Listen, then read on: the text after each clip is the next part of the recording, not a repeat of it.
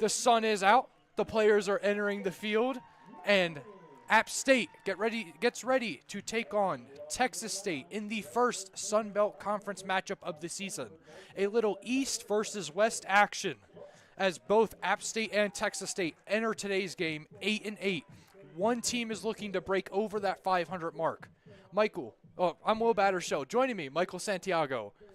You were here on Tuesday when App State had that miracle comeback against UNC Charlotte. What does App State need to do today to continue their momentum? Well, to be completely honest, I think we just need to keep runs off the board. And, of course, strikeout specialist Caleb Cross getting a start today. But I think the main thing to take note of is the fact that against Charlotte, we let up 4 runs. But they haven't had more than 3 games with less than 3 runs allowed. And the only 2 that they didn't allow any runs were the shutout March 8th against College of Charleston, and then the shutout on February 21st against UMass Lowell. So I think they just need to keep this high-powered Texas State offense off the board. So first up is going to be Texas State taking the batter's box. As mentioned, Caleb Cross is on the mound. The opposing pitcher for Texas State is Jesus Tovar. Both pitchers very, very good. We're going to see a lot of strikeouts. Tovar with 22, Cross with 18. And we're going to touch on Jesus Tovar real quick. Tovar has faced 3 really, really good teams in his start so far this year. He had Oklahoma State, then number 1 ranked Texas A&M, and then Campbell. What does App State need to do to get to Jesus Tovar?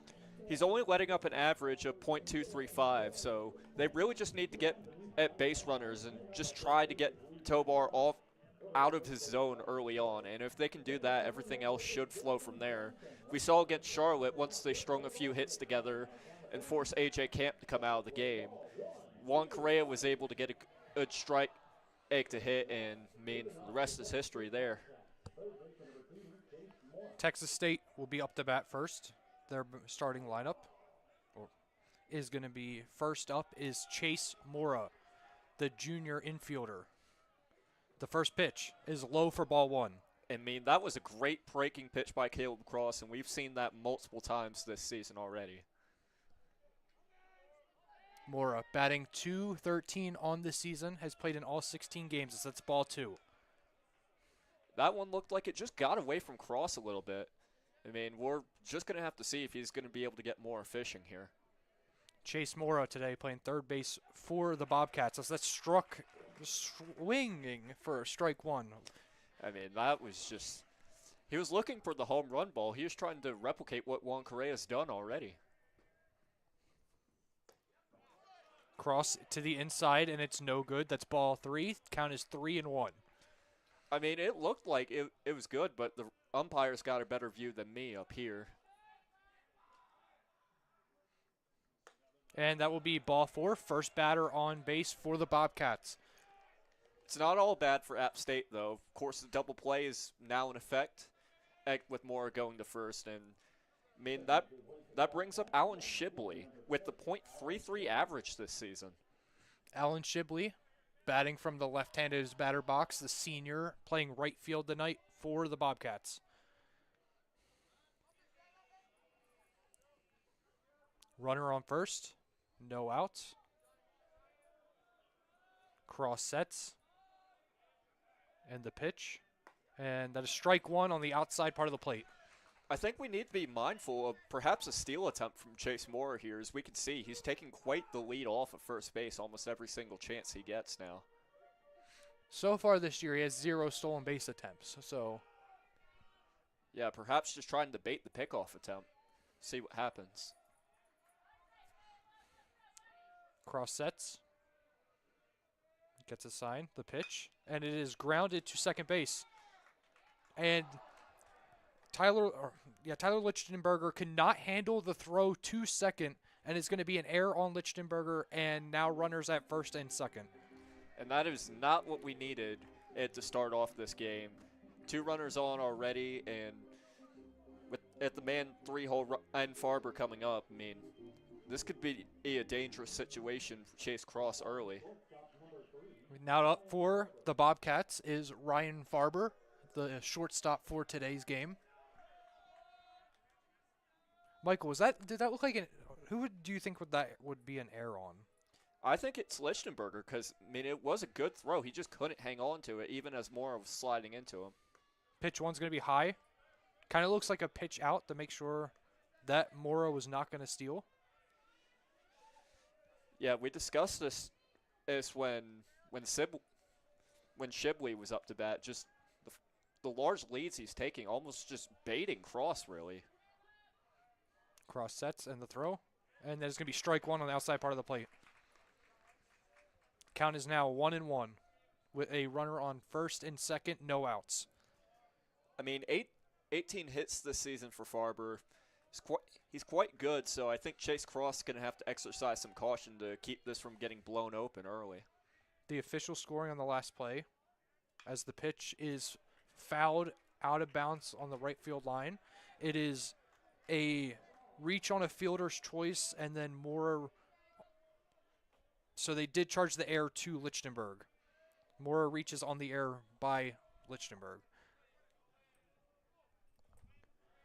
And then Shibley reached on a fielder's choice there to first base. Lichtenberger holding on the runner at second. Cross looks back. Throws. Just high. That's going to be ball two. Count is now 2-2. I mean, the crowd's already letting the umpires hear it for this decision. We saw that a lot on Tuesday, especially with that Ector's run to home plate when him and Graham Smiley had a very close call there. Farber has started all 16 games for the Bobcats. That's swung on a miss and strike three. Caleb Cross gets his first strikeout of the day, and that's the first out of the top of the inning. And that's his 19th strikeout in the season. We mentioned that at the top of the game, Jesus Tovar and Chase Cross, both of them strikeout specialists. And I have absolutely no doubts that Chase Cross will cross 20 strikeouts by the time we're done today. Next up to bat for the Bobcats is Austin Eaton, the senior first baseman, batting .241 on the season, has played in 15 of his 15 games. He also leads them in home runs with 4, so no doubt with runners on base, he's going to look to put one deep here. That's strike one on the outside of the plate. Count is now 0-1. He's a switch hitter too, Eaton, so perhaps we'll see him line up in the left side batter's box. Well, right side, apologies. And that pitch is way out in the left-hander batter box for ball one. I feel like the breaking ball is getting away from Chase Cross a little bit here. Chase Cross has not had too much of a walk issue this year, only allowing 7 walks so far this season. And the pitch, and it's outside again for ball 2. Perhaps he's playing keep away a little bit here from Eaton. Only time aim will tell, but with runners on board, it's not strategy I'd employ. I think you got to attack him directly if you want to get out of this, or at least get to your second out of the inning. Cross sets, checks the runner at second. The pitch, and that is outside. Ball 3. Could see another walk from Cross here. He's already let one across, and could be another one here soon.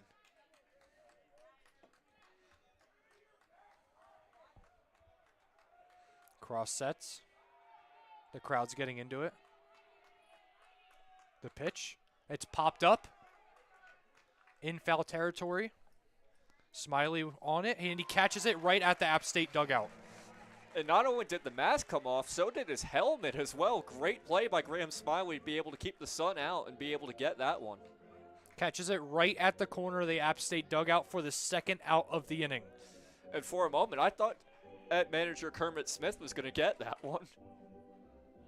Next up to bat for the Bobcats is Ethan Ferris, the sophomore center fielder. He's also played all 16 games for the Bobcats and started all 16 as well. Batting from the right-handed batter box, runner on first and second, 2 outs for Caleb Cross. The pitch, and it's popped up to left field, but it's going to be Lichtenberger, calls everybody off, and he catches it for out 3. He does a good job to make that play and not letting the error from earlier get into his head. Great job by Lichtenberger there. Caleb Cross works out of a little bit of a jam as when we come back, App State is up to bat at the bottom of the first.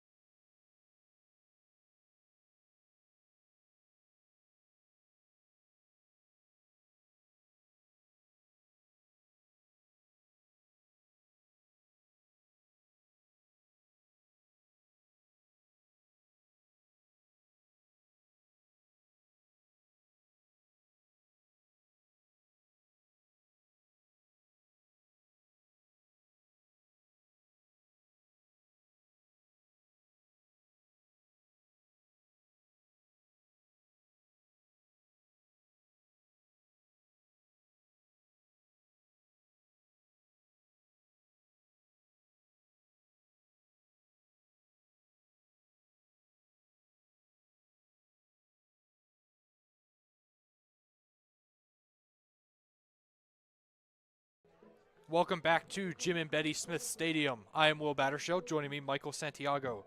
We are about to get into the bottom of the first inning as the App State Mountaineers are up to bat. First up will be Dylan Moquan, the freshman right fielder. I mean, he's hitting nearly 400, hitting 394, Dylan Moquin, so certainly a spark plug, and see what happens here. And first pitch is swung and miss. We're also seeing quite a heavy shift to the right. If he hits it left of that second base bag, it's a free base hit for him. The second pitch is missed outside for ball one. And Michael, this is about as much of a shift as you can put on without bringing in one of the outfielders. Yeah, no, this is very aggressive shift here, and we'll have to see if it backfires. Ball two is in the right-handed batter box. Yeah, that one almost went swimming into the dirt, that one. And the pitch, and it's going to be strike two. Count is now 2-2 on Moquin. And perhaps a surprise that Moquin didn't take a hack at that one. I mean, it was coming in pretty hot, but that was a straight pitch for him.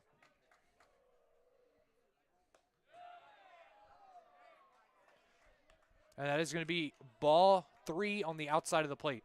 I mean, that is a great eye by Moquin. Umpire could have given Tovar that one. And the next pitch is fouled off. Count remains full for Moquin. I mean, Moquin's just known for this, being able to make pitchers have to work just to put him away. I mean, Tovar's at 6 pitches already. He's only on his first batter.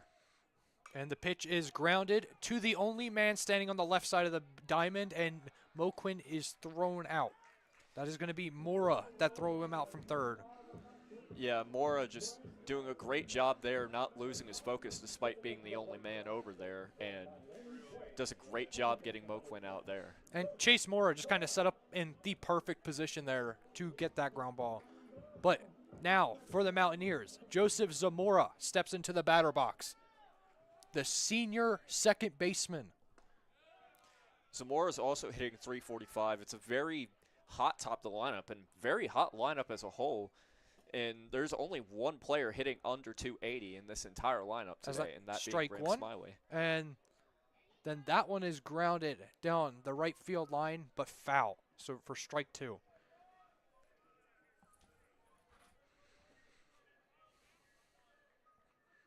Zamora steps into the box. Tovar receives the sign and the pitch. And that is way inside, almost hits Zamora, but does not. So count is now 1-2. Perhaps playing a bit of mind games and trying to just back him off the plate 8 there, Tovar. And the pitch, and it's outside, and a wild pitch for ball 2. Now count is now 2-2 with 1 out and nobody on. Ball boy making a bit of a run to get that one. Tovar sets, and the pitch. And it is grounded, too short. Throw over the first, and he gets him. That is Farber with the throw. That throw bit in the dirt there, but Eaton able to just claw it out of the ground almost, and that's a great play by him.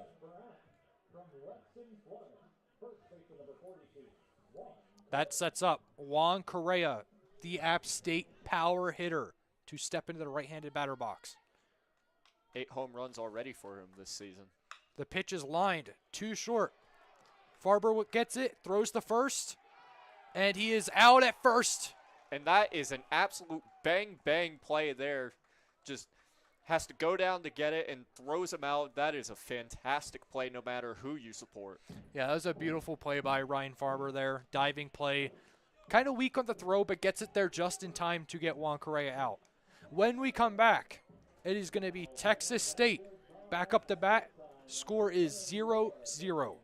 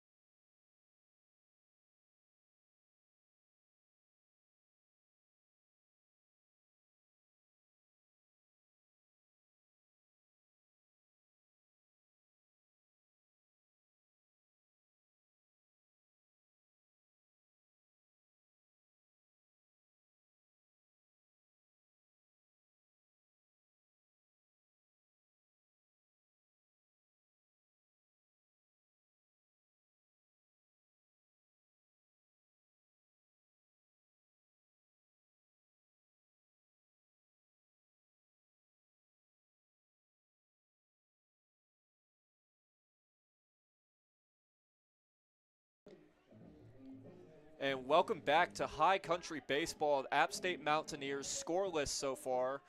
Texas State also not having put anything on the board. It's top of the second. And, of course, Caleb Cross still on the mound. And that brings up the right-hander, Ian Collier, the catcher, hitting .232 on .353 on the season. Apologies.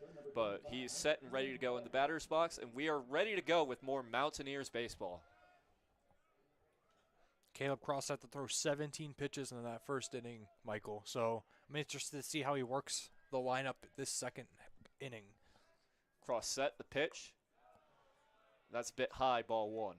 He's missing about the same spot every single time he throws it. It's that high and outside area. Yeah, it seems to be a spot he's wanting to target a lot, but just not finding it so far. But regardless, he'll set again. Here comes the pitch. And that's hit high and foul for strike 1. One thing about Jim and Betty Smith Stadium, when these foul balls fly out of the park, you lose them forever because they're rolling down mountains and hitting trees and all that good stuff. Yeah, just the elevation plays a big part in even just how you have to pitch. You have to be a lot more mindful of the ball going into the air. And that is a hearty cut there for strike 2, and counts now 1-2 to Ian Collier. Beautiful pitch to get him chased on. He just got a piece of it, but hey, a strike's a strike. Yeah, straight back into Graham Smiley's mitt there. Cross will set the pitch. And that's a bit low for ball 2.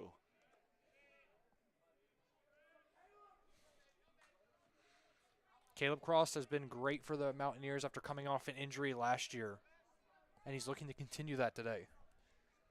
Cross set, the 2-2. And that swung on and missed for strike 3. A little bit of a foul tip. Yeah, but back into the glove, and a strikeout is still a strikeout there. Caleb Cross now with 20 strikeouts on the season.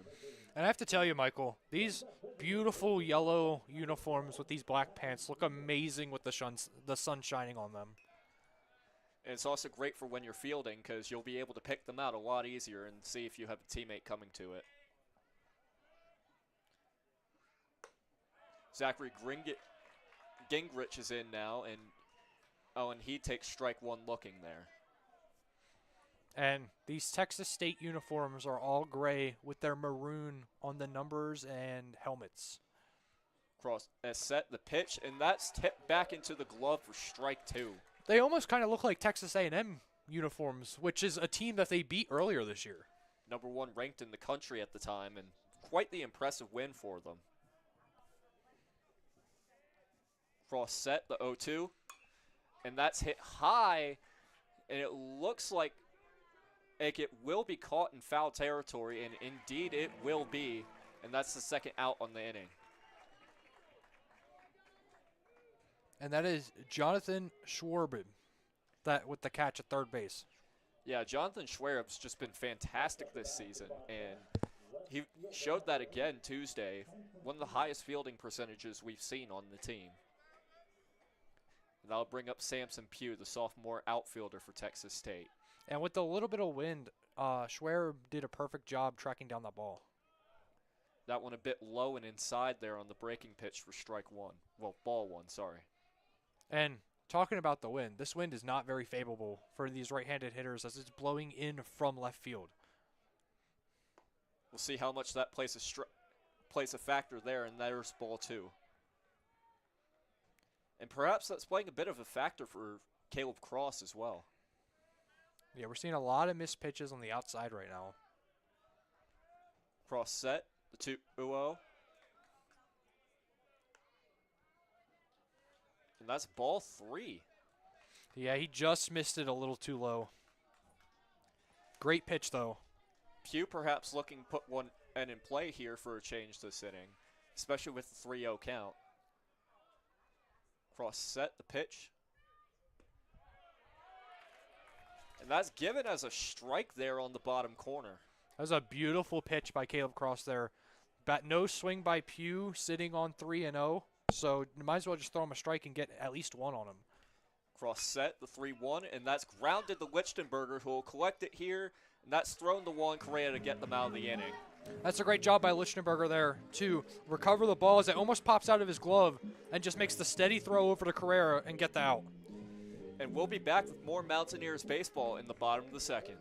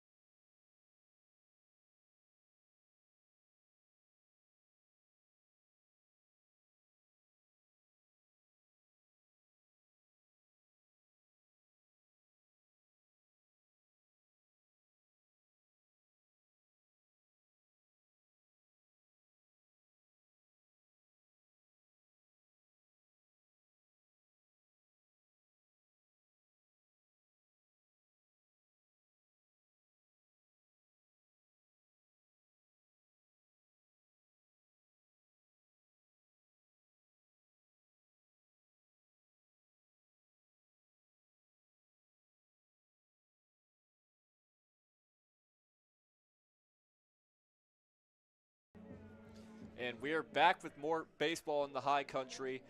And right now for the App State Mountaineers is Cameron Miller coming up from Harrisburg, North Carolina. He'll be the first man to face Jesus Tovar here in the bottom of the second. And Cameron Miller batting from his familiar position at DH so far this year. See what Tovar does after putting up a scoreless frame in the first. Pitches in, and that's fouled away for strike one. And one thing I'm noticing about this Mountaineer offense so far is they're being very aggressive at the plate, and that's kind of been their attack all year long, is just be aggressive early. Perhaps that compensates for their defense, and no hit there. No hit by pitch, sorry, and that is ball one to Cameron Miller. It looks like it bounced off the catcher's knee and then hit Cam. Jesus Tovar there, and that is a hearty cut there for strike two. Beautiful breaking ball, and Cam Miller swings for the fences and just whiffs on it. That's been Tovar's specialty this season. He's set for the pitch, and that'll be a ball 2-2. Both pitchers, Cross and Tovar, trying to get these breaking balls to work. Yeah, the wind just not favoring them. Here comes 2-2. And that'll be ball three. Counts now full to Cameron Miller. This is not a spot where you want to be in with Cam Miller, as he is also one of the most notorious power hitters for this team. And that is grounded to the right side, and that'll be a base hit, first one of the night for the Mountaineers. That was a beautiful job by Cam Miller there. He got a little bit jammed, so he just pokes it between that first and second base hole and gets on base. I mean, that's really all you can ask for, just a gapper to the right side, right between the second and first baseman. And that'll bring up the jigsaw himself, John Kramer.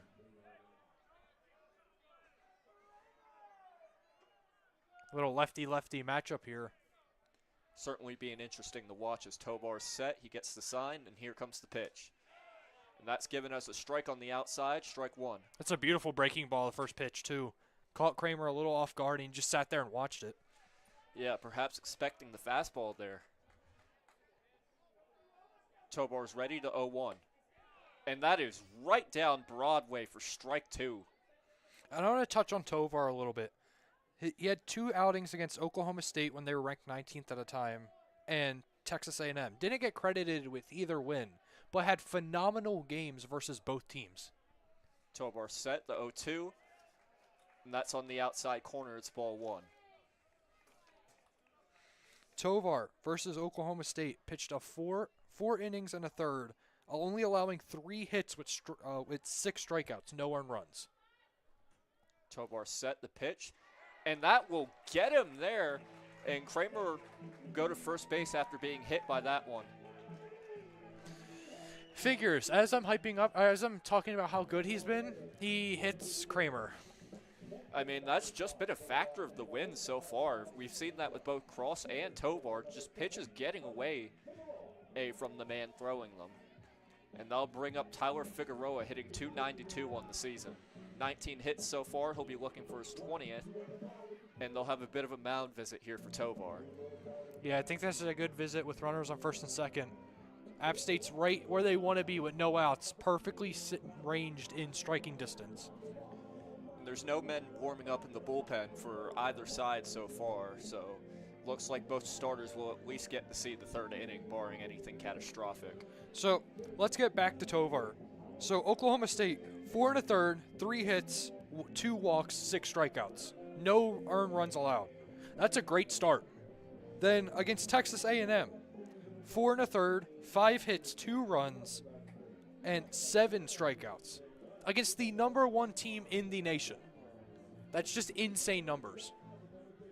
Yeah, and perhaps we'll see if Tovar gets to transfer to a bigger school than Texas State for his senior year. Or perhaps he goes straight to the MLB after this. We'll see if he goes right to the pros. And Figueroa is ready now. Tovar set.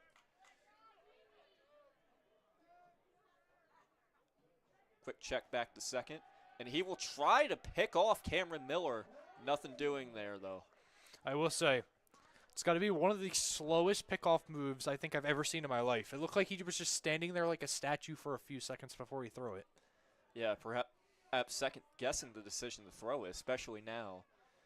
Here comes the pitch, and bunt attempt pulled back there, and it'll be called as a ball. Tovar's last start against Campbell on March 7th, he had 5 innings, 4 hits, 5 earned runs, and 4 walks, 9 strikeouts. He got credited with the loss on that. And another bunt put down here by Figueroa. And he'll try to gun him out, and he is safe on the play, and bases are now loaded for your App State Mountaineers. And Collier just couldn't do anything with that. Figueroa's speed was just way too much for Collier to get to that ball and try to throw him out. Yeah, and the freshman just, we've seen this all season. He's just made pitchers pay for any small mistake they make. And that'll bring up the infielder from Boca Raton. It's Jonathan Schwerup.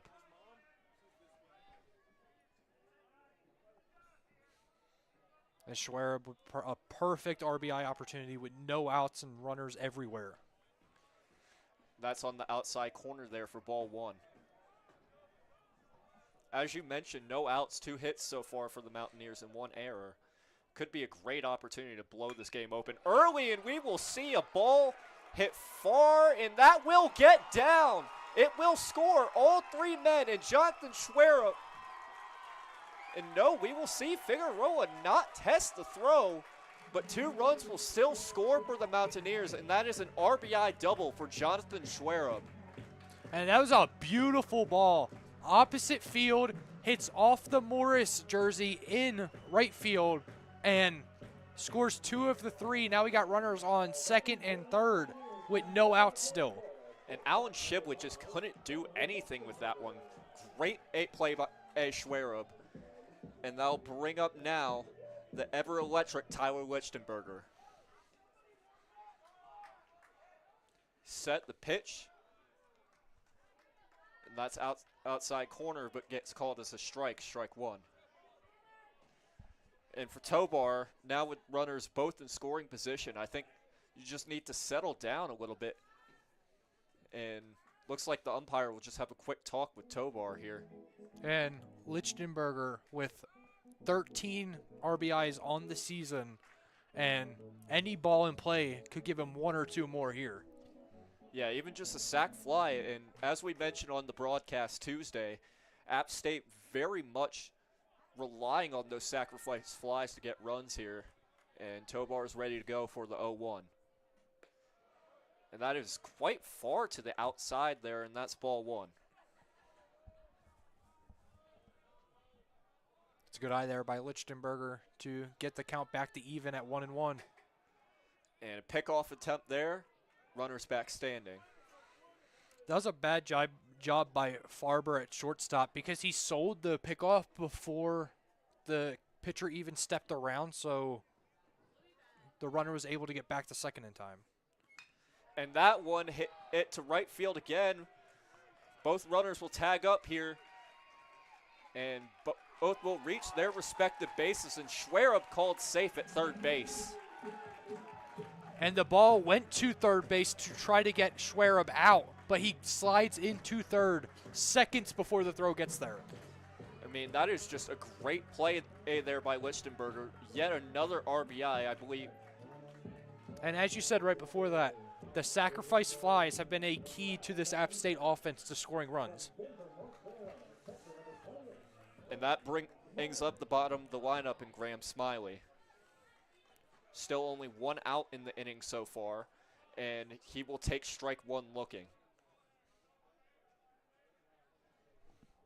Smiley, the sophomore catcher for today.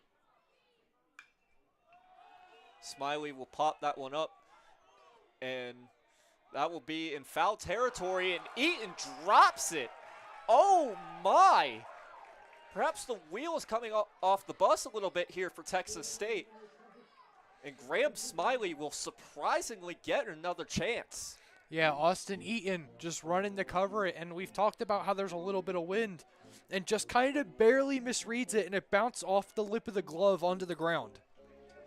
Yeah, I mean, it's not the end of the world with it being in foul territory, but the runners left early, either dropped out there. You have to think missed opportunities might be the story of this game for Texas State. In any case, pitcher set. That'll be fouled away for strike 2. Yeah, and App State's looking good right now with already a 3-0 lead in the bottom of the second. Yeah, putting a lot of pressure here on Jesus Tovar to start, and if you're App State, that's exactly what you need. He's set for the 0-2, and that is swung on in the dirt. Etcher will get it, and that is thrown onto first base to get the out. Yep, a dropped strike 3, so Smiley ran to first, but he is out. Yeah, we haven't seen that very much so far this season, but scenario does come up more often than not. And up steps the leadoff man, Dylan Moquin. And that's a beautiful breaking ball by Tovar, but also great awareness by Smiley to realize that it was dropped to try to beat the throw out to first.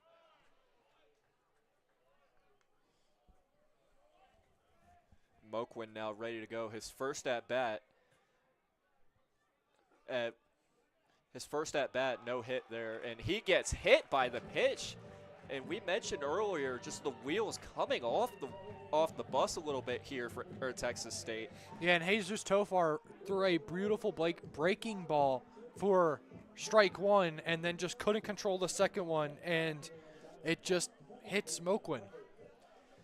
Yeah, Tovar just struggling mightily here, and I'll bring up Joseph Zamora with runners on the corners, 2 outs. That's also the second hit batter in this inning. See how Tovar moves forward now. Unironically, both left-handed batters that he's hit also. No movement in the bullpen still as Tovar tries to pick off. It's nothing doing, though. Tovar's going to be here for a while. No matter, unless he has a disaster, he's going to be here. And oh my, another error from Texas State as the shortstop, his hat knocked off and his shades go as well. And that's run number 4 for your App State Mountaineers, Jonathan Schwer of coming home that time. And that'll bring up the ever-dangerous Juan Correa. Ryan Farber just kind of misjudged the bounce, and it bounces off his wrist, and the ball actually hit him in the face, and that's why his glasses and hat fell off. Well, let's hope Farber's okay in any case. Looks like he is. He's still out there ready to go. Tovar set the pitch to Correa there. Bit low, and that's ball 1. Do you think he's going to try and pitch around Correa here? I would say that it wouldn't be the worst idea, but you still got to be semi-aggressive. Indeed, that's the approach you have to have with a home run hitter like Ed Correa. And he will take that one for ball 2. Like that pitch right there, low breaking ball, but it looks good until about 10 feet from the plate. So I love that pitch, but Correa is just that guy. Yeah, just the execution of that pitch just a touch off for Tovar, and he'll have to recuperate. And the 2-0, strike zone not found once more, and it's a 3-0 count to Juan Correa. Yeah, and it just looks like that he might be pitching around Correa here. But I wouldn't do that with Cameron Miller right behind him. Yeah, eventually with 2 outs, you're just going to have to try and get somebody here. And Juan Correa fouls that one away to make it strike 1. 3-1 count now to him. Yeah, the coaches gave him the green light. He was swinging no matter what, and he fouls it over the net behind home plate. Yeah, and that was a low pitch there. Just good job by Correa to make contact. And Tovar will set here for the 3-1. Here comes the pitch. And that's taken inside, and Correa walked. And that loads the bases for the Mountaineers. And Jesus Tovar has not been having a great start. He had 10 walks on the season. And that now puts him at technically 1 because he's hit 2 batters, but still, I would say 3. And that brings up Cameron Miller now, bases loaded. And this is the exact situation you want for him. And breaking pitch there for strike 1.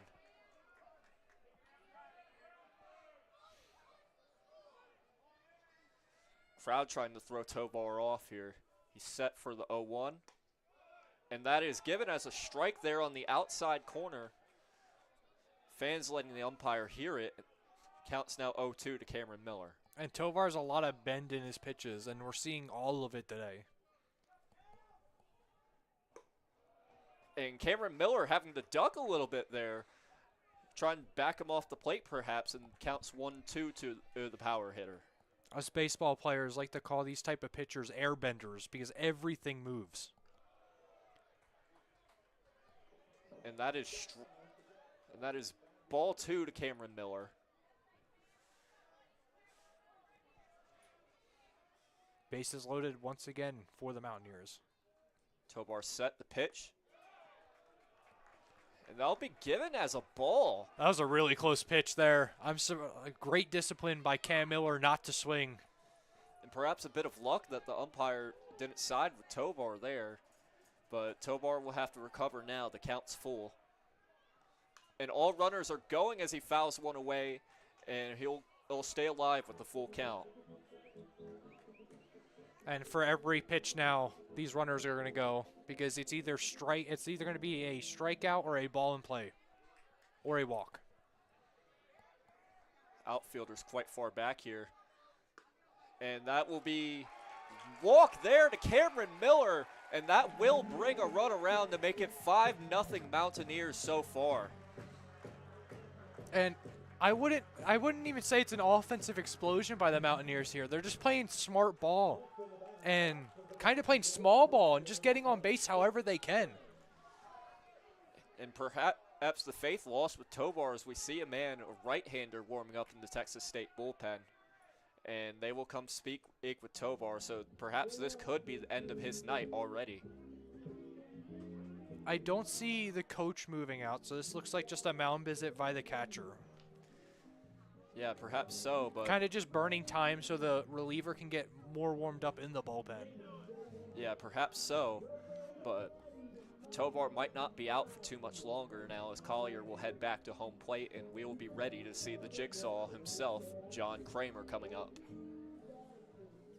And Kramer today hit by a pitch which kind of started this rally after that Cam Miller single.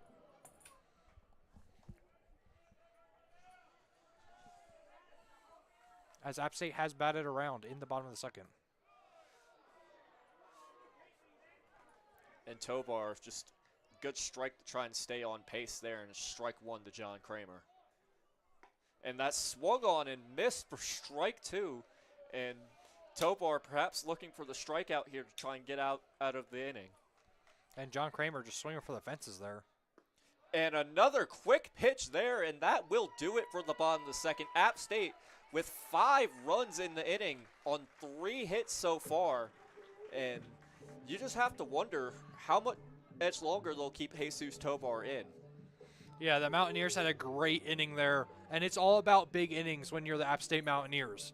And that was 5 earned runs on 3 hits and 2 errors. So they're just doing everything they can to score runs right now. I mean, if you're Texas State, you just need to get it back together and just recuperate it, because you still got a long game ahead of you. There's still a good 6-7 innings to go here.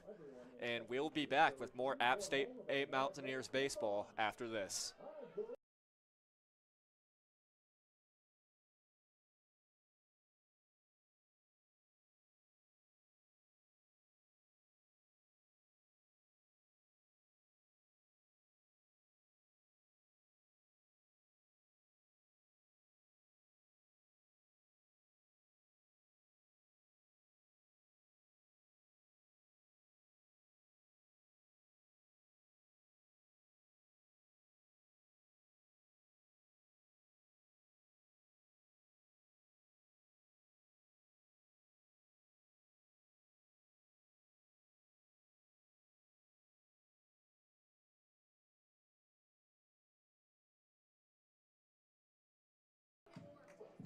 And welcome back to Boone, everybody.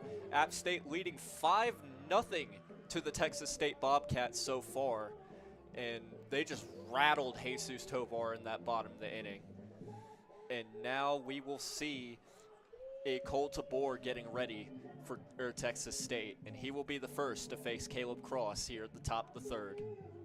A little fun fact for the day.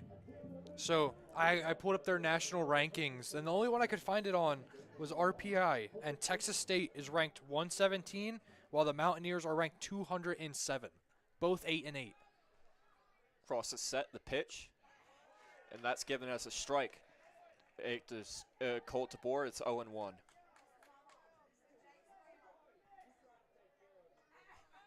Cross is set, the 0-1. And that's taken high for ball one. And that was a good frame by Smiley to try to get the home play umpire to call the strike, but just couldn't. Cross is ready, the 1-1. And that's ball two to Colt DeBoer here. Just good eye by him there to not fall for that. Just missed low that time. Cross is ready to 2-1. And that's hit quite far. Running back to the warning track is the right fielder, and he's got it. Oh my goodness, a leaping and catch there. And that's Dylan Moquin. Covered a ton of ground to get there and leaps up in the air, catches the ball, and hits the fence while he's in the air. I mean, Moquin looks like he shook that one off pretty well, and that is just an absolutely dazzling play by the right fielder there. And that aside, they'll bring up top the order Chase Mora. Cross is ready, the 0-0. And that's hit deep again, but this one foul and way out of Moquin's reach, and a little kid will go get that one.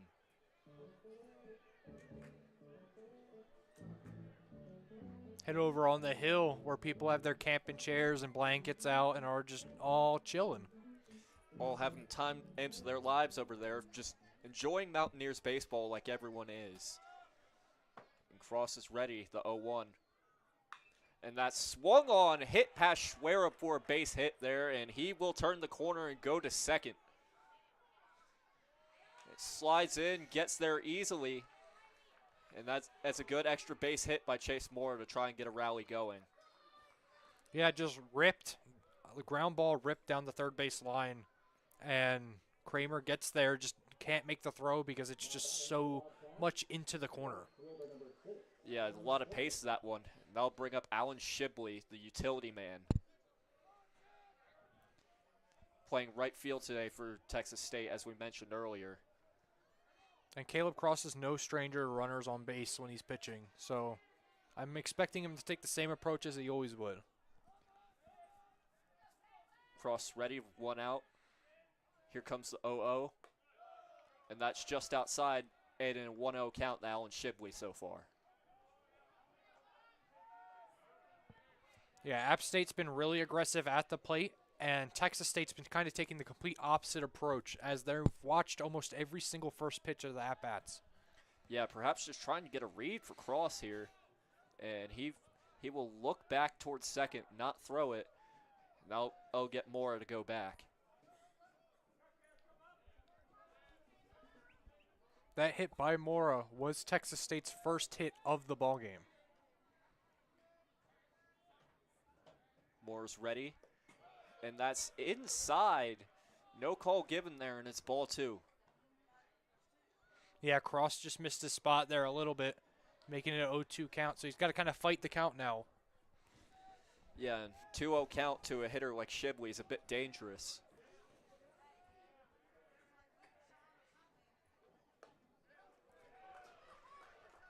And that's down Broadway there. That's strike one.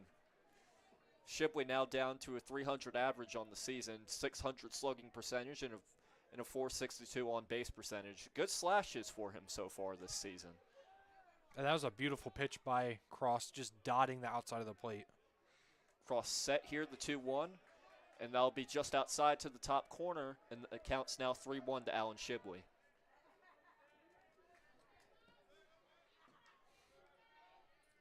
With a base open, you can afford to walk him here. Yeah, but seeing how things went for Texas State, I would not try that here. And Cross will indeed walk him here. That was a strike.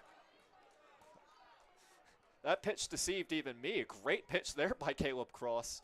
And Shibley trying to appeal his case to the umpire. Yeah, Alan Shibley started taking his trot down the first base as the umpire called it a strike. All of us deceived there. And Cross is ready for a full count, and that is fouled straight back into the net, making me flinch a little bit up here in the booth. Don't worry, Michael. That's why the fence is there. Yeah, the net. And your window's shut. The ball isn't going to hit you no matter what. And the net and the window both there for the crowd and our benefit. And Shipley stays alive here on a full count.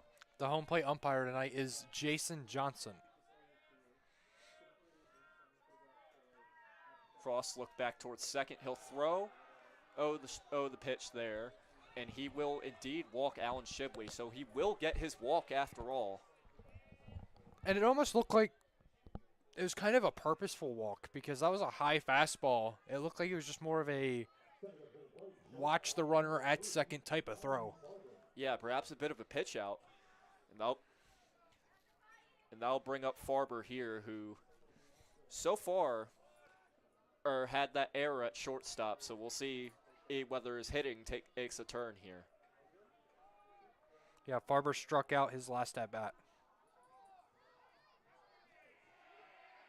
And that's going to be a balk on Caleb Cross. Yeah. So the runners advance to second and third instead of first and second.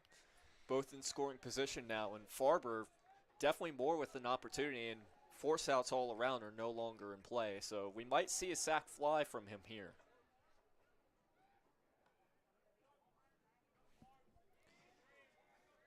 And we'll have a mound visit here for Cross. And while we have this quick intermission, I want to ask you, what do you think Texas State needs to do to get back to this game other than score this opportunity? Reduce the errors. The errors have killed them so far. And Tovar's not 100% on his game, but when your defense isn't helping you, everything falls apart. Yeah, as we mentioned earlier, Farber with one of the errors, it's not what we've been accustomed to seeing with Texas State, as leading into this game, they were second in the nation fielding percentage at .989, and it is most definitely a surprise to see them struggling so mightily fielding today. And I like this call, have Jim Leggett come out there and talk to Cross, settle him down a little bit, because there is only one out with two runners in scoring position. Regardless, we'll continue on here. Cross with a good pitch there, and that's strike one. And Farber did not like the pitch. He thought it was a ball, and it was called a strike. His reaction was just kind of in disbelief. Johnson keeping a tight strike zone here today. He'll lean in, perhaps trying to get hit by that one, but it's ball one regardless.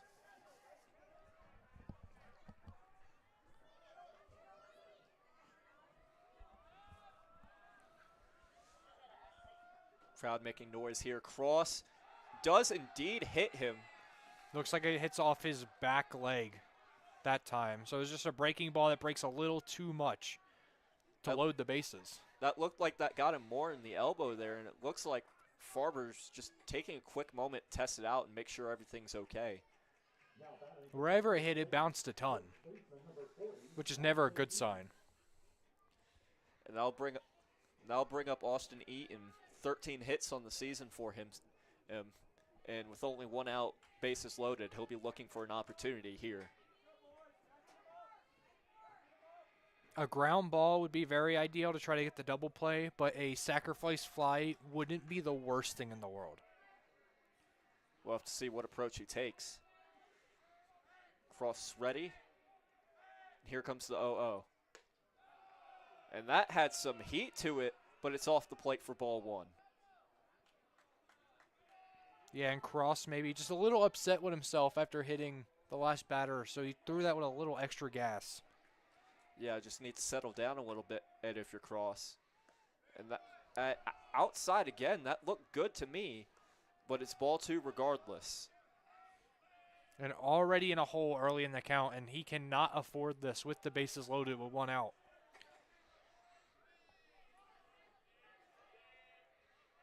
Cross ready to 2-0.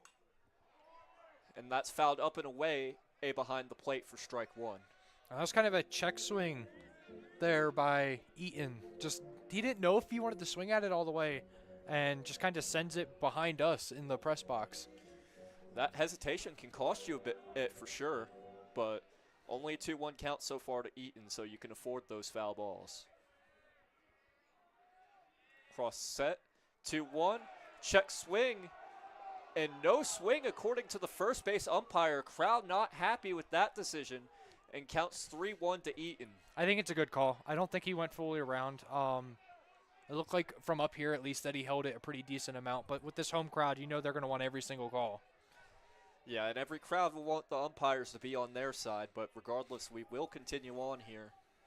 Cross set the 3-1. And that's inside. And both pitchers now have walked the runner home as Eaton will get his base on balls and Texas State will be on the board. Yeah, and that makes the score 5-1. Still a 4-run game, but now one swing of the bat and the game could be tied.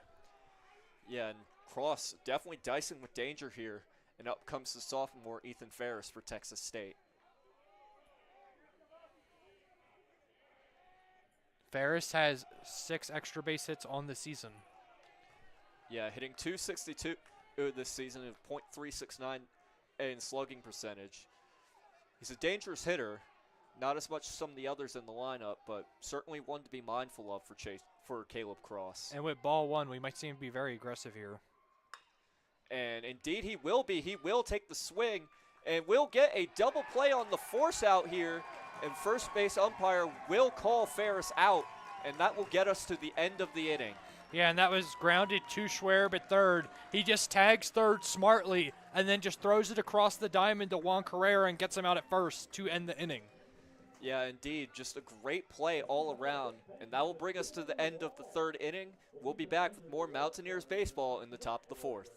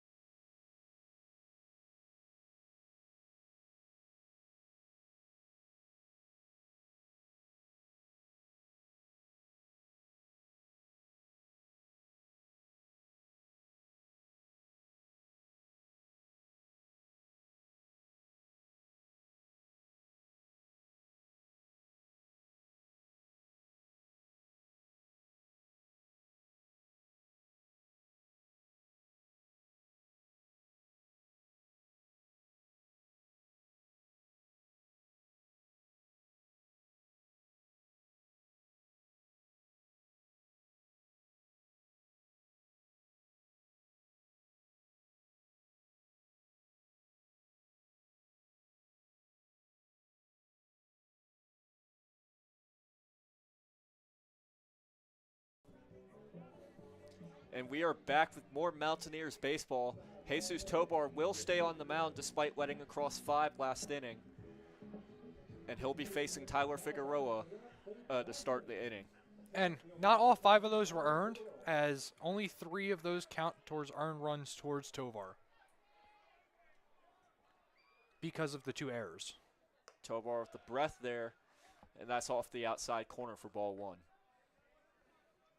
This is going to be a big inning for Tovar to see if he can work around, especially Tyler Figueroa to start. And it's inside, but called for ball 2. And Figueroa has been very good for this Mountaineer team, batting from this 6th spot. That's fouled up and away there for strike 1, making it a 2-1 count to Tyler Figueroa.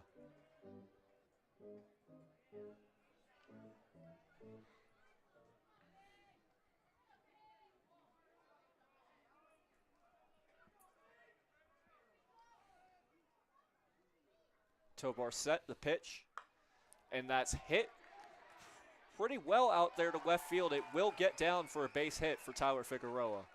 I'll tell you what, I heard the sound of that ball come off that bat. He just capped that ball, and I know his hands probably hurt because that ball sounded like it was painful coming off the bat, and it just bloops over there in the left field. They count all the same, and that'll bring up the third baseman, Jonathan Schwerub.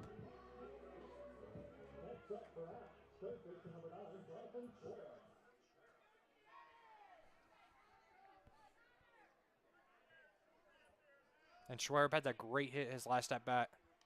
With a runner on again, let's see what he can do. He'll attempt the pickoff there to Figueroa, nothing doing.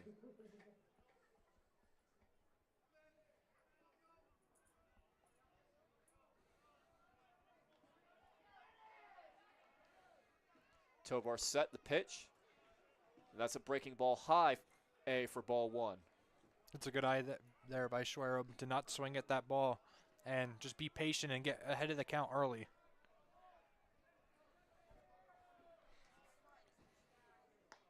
Tovar's pitch is there, and that's to the outside for ball two.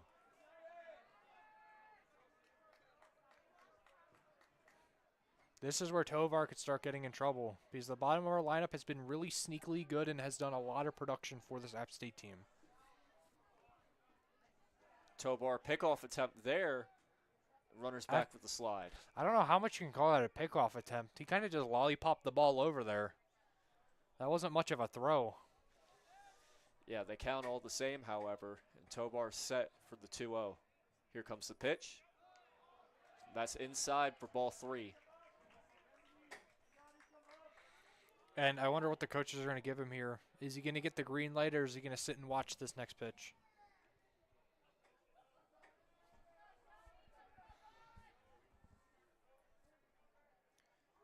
Tovar set the 3-0. And that is given as a ball here, a 4-0 walk to Jonathan Schwerb. And that will bring up Tyler Lichtenberger, who was a key part in that rally to get 5 runs on the board for the Mountaineers. And we'll have a mound visit now for Tovar. And this is where we can possibly see a pitcher change as Steven Trout, the head coach for the Bobcats, is out there and he calls to the bullpen. So that is the end of the night for Jesus Tovar. 3 earned runs, 5 runs scored against Tovar. Of course, the 2 errors didn't help him very much. And we will let you know who that pitcher is coming in for Tovar as soon as we can identify him. And Tovar had it for Oklahoma State. He had it for Texas A&M. Didn't have it in his last start versus Campbell. And then doesn't even make it 2 1/3 against App State. Yeah, just... Which, pitching up here in the mountain is really, really hard, especially from somebody like Texas, because you're so low elevation compared to where you are at App State. And the balls just act different here because of the air. Yeah, and I mean, it's certainly an adjustment to try and deal with that. It's pitching now out for Texas State. It's Colby Diaz, the right-hander from Leander, Texas. I believe this is Lee. Oh, never mind. My bad. I was looking at the wrong roster. Like a silly. I mean, Colby Diaz, the junior, certainly a different profile and a right-hander to contrast with Tovar being left-handed. So perhaps trying to see if they can catch the Mountaineers adjusting the left-handers more than right-handers. And Colby Diaz, he has pitched 9 innings, has allowed 9 hits, 5 earned runs, 5 walks, 11 strikeouts, which is very impressive, but has allowed 1 home run. He's 1-0 on the season, and so far, Colby Diaz has had a decent season, and without a doubt, and we'll have to see how he approaches having a runner on base. Yeah, and these relief pitchers' numbers are always inflated when it comes to the ERA because they've pitched so little innings. But when they allow a run, it shoots their numbers up so high because they pitch so many little innings. The only way to lower your ERA is by getting outs. Right, and Colby Diaz will have to hope for a few here. No out in the inning, 2 runners on. And it will certainly be a difficult situation for him. And Colby Diaz throws from the right side of the mound. And up will come the freshman once more, Tyler Lichtenberger, who started all but 1 game for the Mountaineers. And this is a very, very favorable matchup here for Tyler Lichtenberger. Yeah, with 2 runners on, let's see if he can continue App State 8's dominance here so far. Diaz will fake the pickoff. And he will still get the runner to go back. Quite impressive there by Colby Diaz. Lichtenberger with 14 RBIs on the season, 1 runner in scoring position, 2 on base. So he could up those numbers once again with already an RBI today. Diaz is ready. The bunt attempt there by Lichtenberger will get down, but he will be thrown out. Both runners will advance, however, so a sacrifice bunt there for Tyler Lichtenberger. And that was a beautiful sacrifice bunt down the first base line. Just moves both the runners. No chance to get either of the runners already on base. And now with 1 out, 2 runners in scoring position. And the double play ball is completely out of the question here, barring extraordinary circumstances. So very important play there for App State in any case. And Lichtenberger, 2 at-bats today, 2 sacrifices. The first one was a sacrifice fly. The second one was a sacrifice bunt. And Graham Smiley's day already over, as we'll see Braxton Church brought in as a pinch hitter. And definitely a surprising call there by Kermit Smith, but regardless, with 1 out in the inning, let's see what Braxton Church can make happen for the Mountaineers. I think Smiley was in because of the left-handed pitcher. And now that it's a righty, it's time for Braxton Church. As Braxton Church is a left-hander, so that righty-on-lefty matchup is more favorable than a lefty-on-lefty. And that one fouled away there for strike 1. And as you mentioned, it might be hard for Braxton Church if they put in a left-hander after taking Colby Diaz out later in the game, hypothetically. Diaz is ready to 0-1. Check swing there. And they're going to say he did.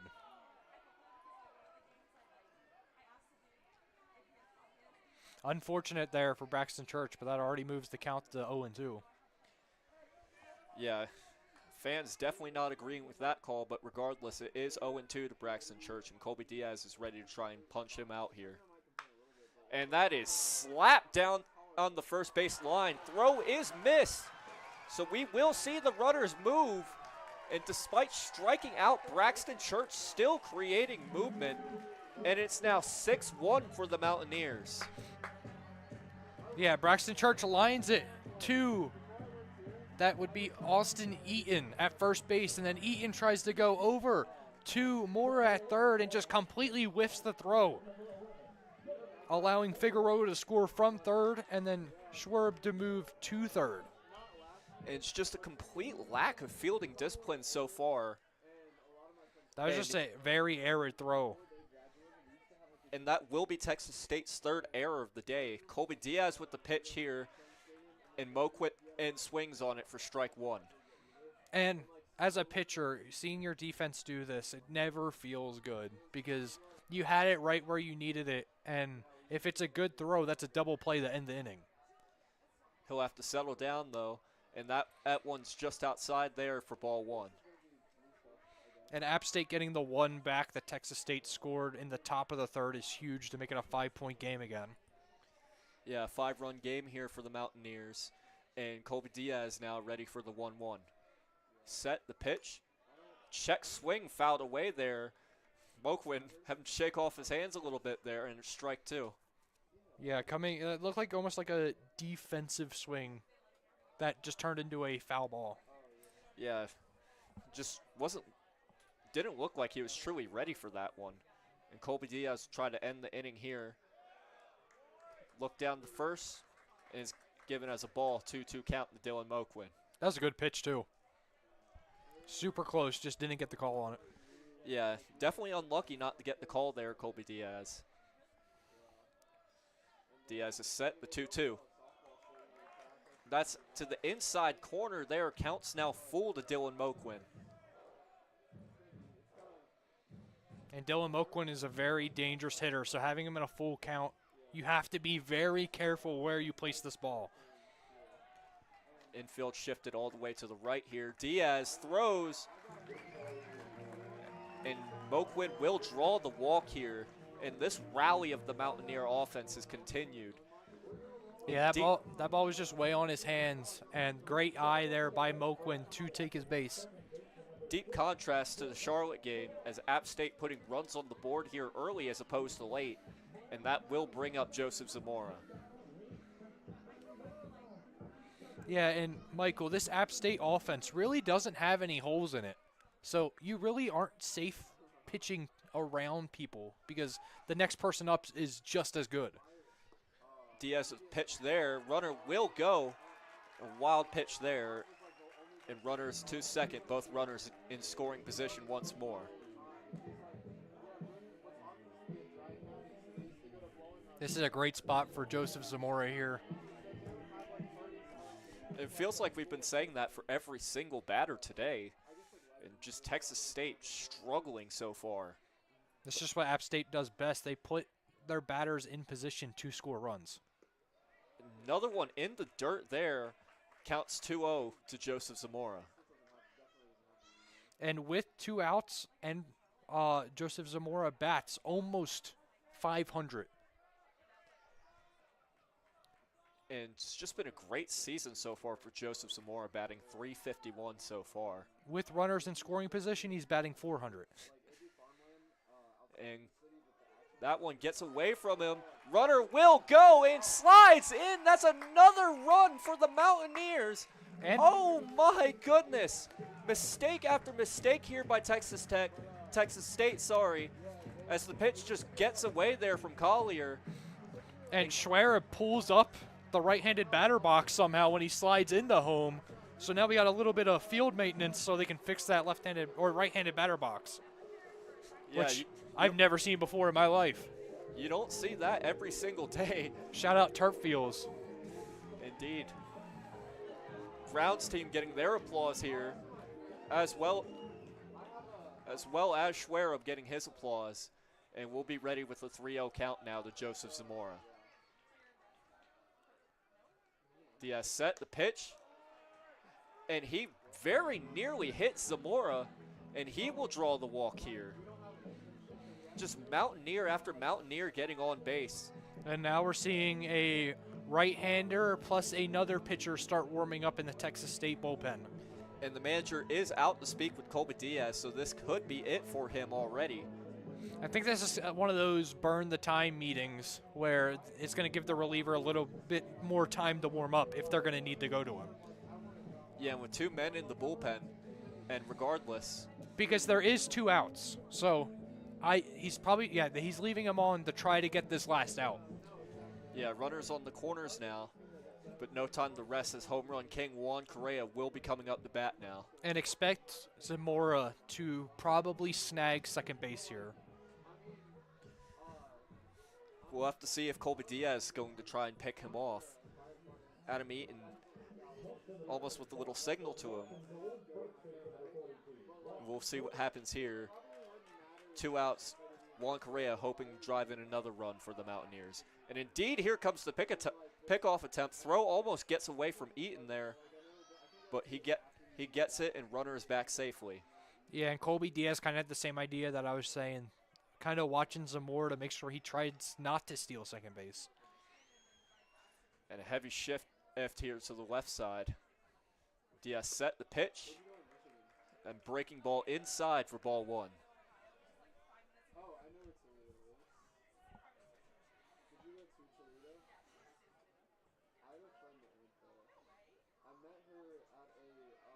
Both runners leaning off slightly. Diaz is set.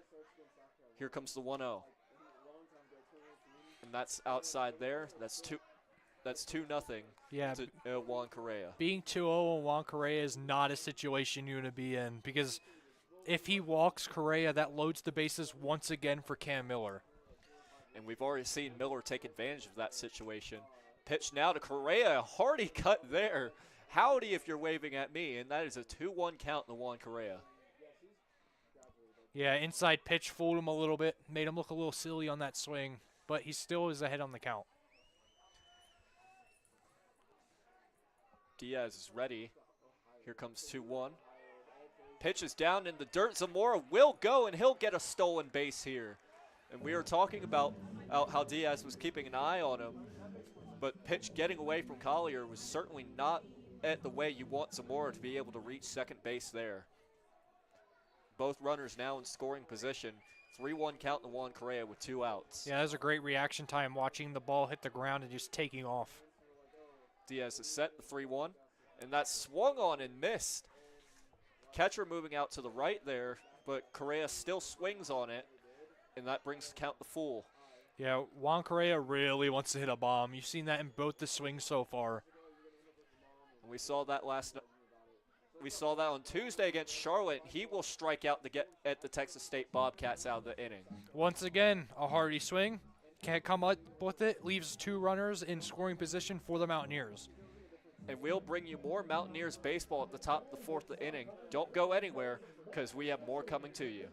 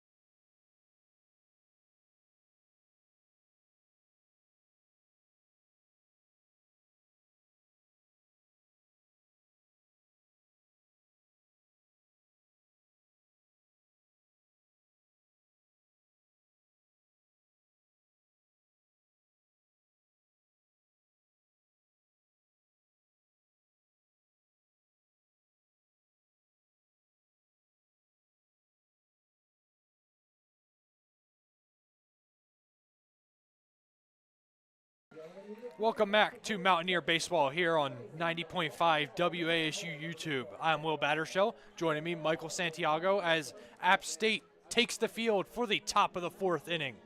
And if you're just joining us, it's a 7-1 game with App State leading so far. 5 hits and 1 error for the Mountaineers, 1 hit and 2 errors for Texas State Bobcats. And so far, the story has just been a lot of errors and just miscues for the Bobcats. And that could most certainly come back to haunt them.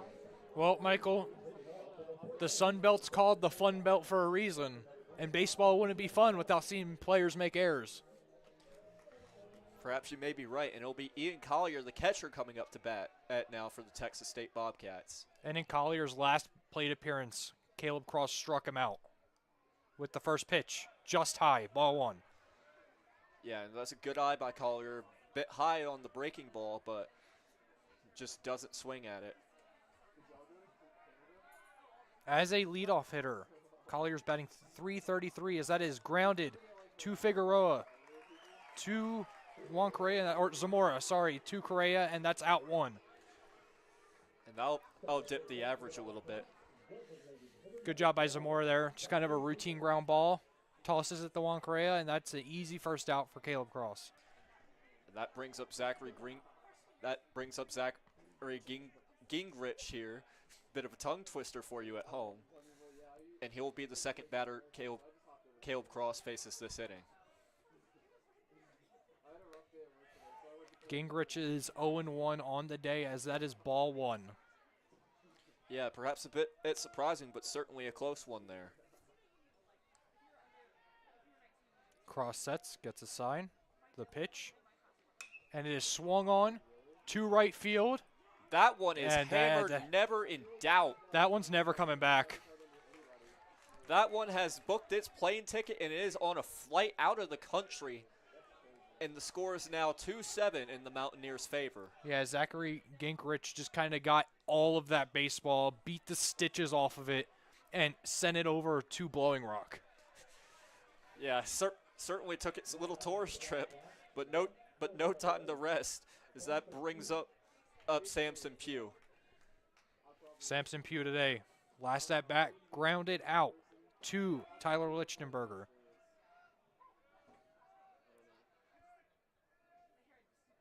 The pitch, and it is going to be high for ball 1. Caleb Cross has now started all 3 batters off with a 1-0 count.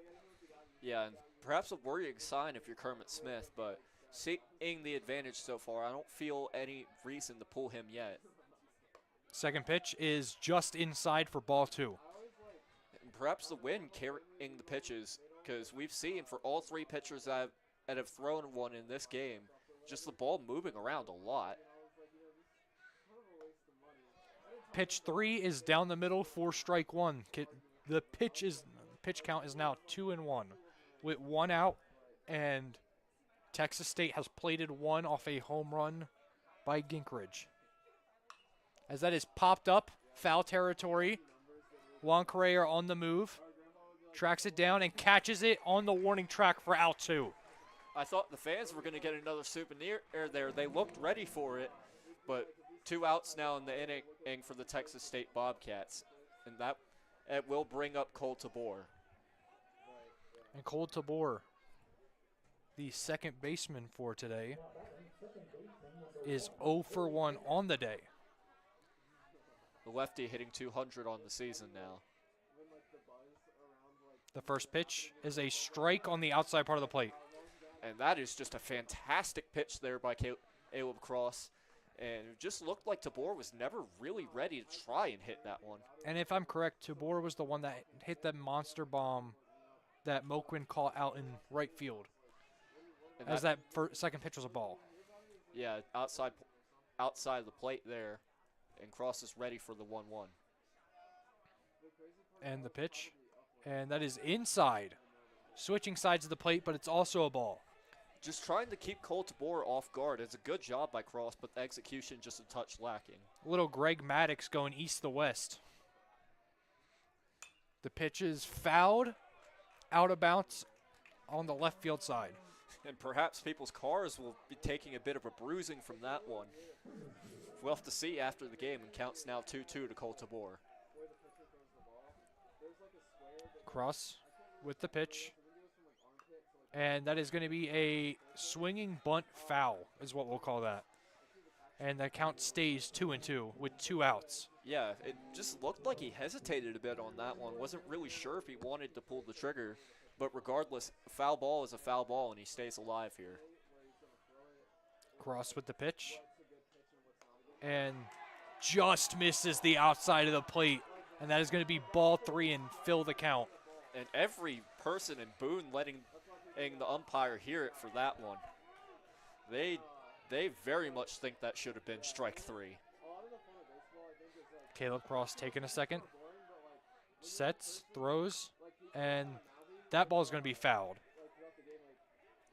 And he looks a bit shaken up there for a moment. Have him test out his leg and make sure he's okay. We'll hope Tabor's all right and he's ready for a full count now.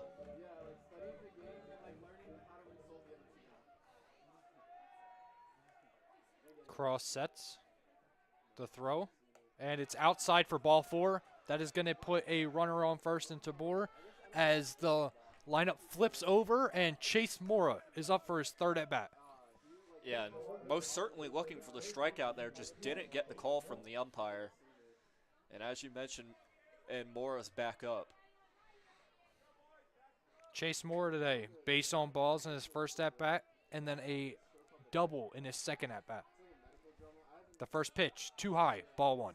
And he looked like he was dodging a punch, not a pitch there. Just some high heat there, and Moore just having to get out of the way of that one. Hey, I know for prior experience, those balls, when they hit you, feel like a punch. Second pitch. And it's popped up out of bounds, and it's probably going to hit the roof of our press box. Yes, it does. As that's going to make the count 1-1. Yeah, you always get a lovely thud or two up here when that happens. And Moore will stay alive here, 1-1 count. Runner on first, 2 outs. Cross sets. Caleb Cross to Chase Mora. And that's a swinging strike for strike 2. And, I mean, he just sorted that thing. I mean, it looked like he was swinging a boat oar there. Just never had any chance of reaching that one, and I'm not entirely sure why he went for it. Perhaps he saw something that we didn't. Cross goes quick, gets set, the throw, the runner steals. It's popped out of bounds and out of play on the right field side. That means the runner will have to go back. Perhaps a bit dejecting for him, but no time to rest, as we know with baseball, it's a very quick-paced game, especially now with the new pitch clock rules that have come about out in the 2020s.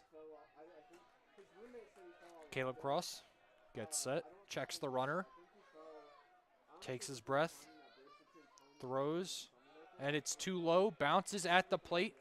Great job by Braxton Church to keep it in front of him, and now it's a 2-2 count.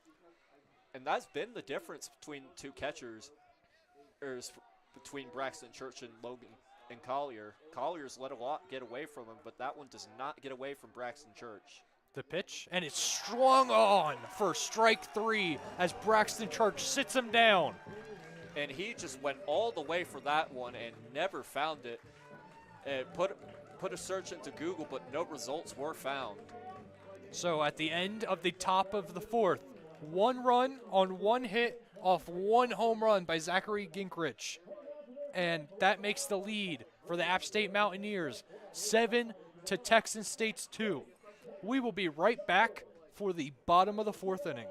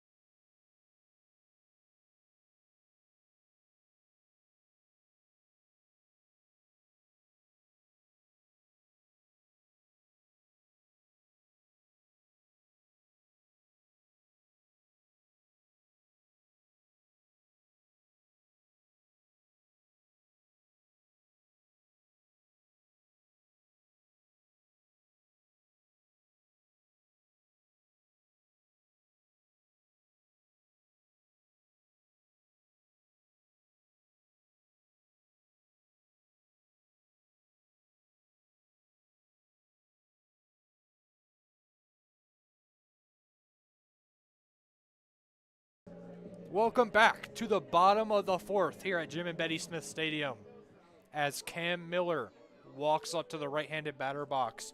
But before we get a pitch, Texas State brings in new right-handed pitcher Dylan Curbo, the junior, wearing number 19, pitching from the right side. 1 inning pitch, 1 hit, 1 walk, and 3 strikeouts for Curbow this season.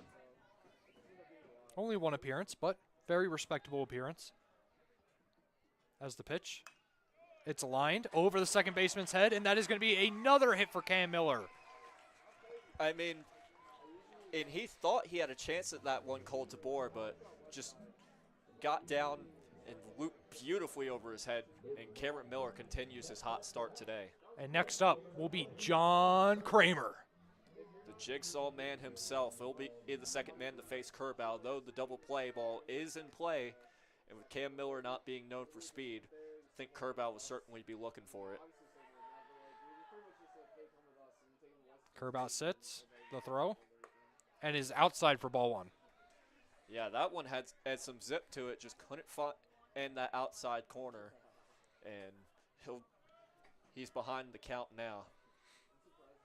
I'll tell you what, that first Cam Miller hit looked a lot like his last one. The pitch to Kramer, and is lined to center field, and it's going to get down. Cam Miller stays at second, and now runners at first and second with nobody out. And back-to-back base hits there, just great job reading that one in and sending it right back to center and sending it all the way out to center field there. And App State doing what they do best, just keep passing the torch. As now, up to bat, it's going to be Tyler Figueroa Yeah, with a runner in scoring position and a runner at first. The dynamic sophomore will be hoping for an RBI here. And that is going to be a fouled bunt, and it hits the back screen. Today, Figueroa has had 2 singles.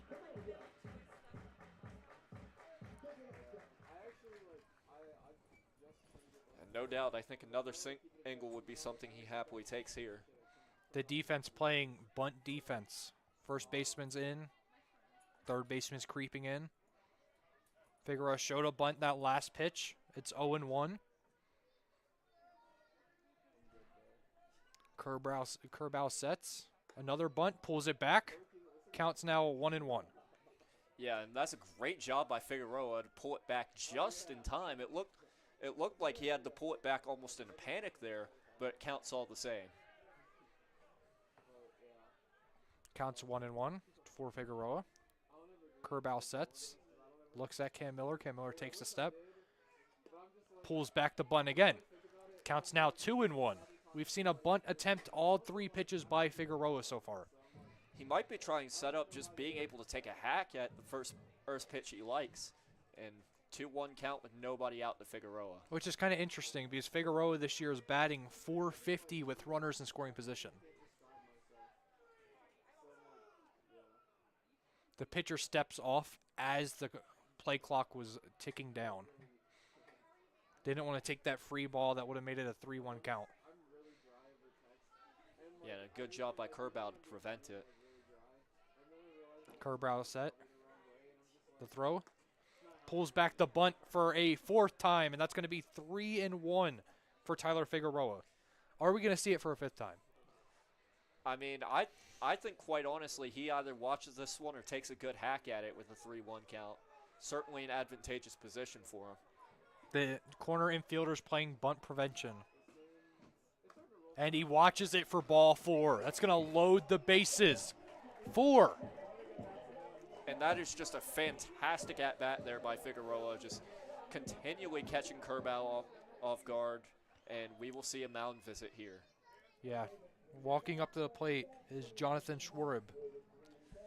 And Jonathan Schwarib's already made an impact in today's game, and with bases loaded, no doubt he's going to be looking to make even more of an impact than he already has. Yeah, Schwarb on the day has a double with 2 RBIs and a base on balls. Yeah, As that was kind of a deep visit. In between second base and the pitcher's mound. if it works, however, and And it was only the shortstop and catcher meeting with Kerbau. perhaps trying the game plan here, and Eaton shifting to his left off the first base bag. To his right, our left. Apologies. Kerbau sets the pitch, and it's fouled off.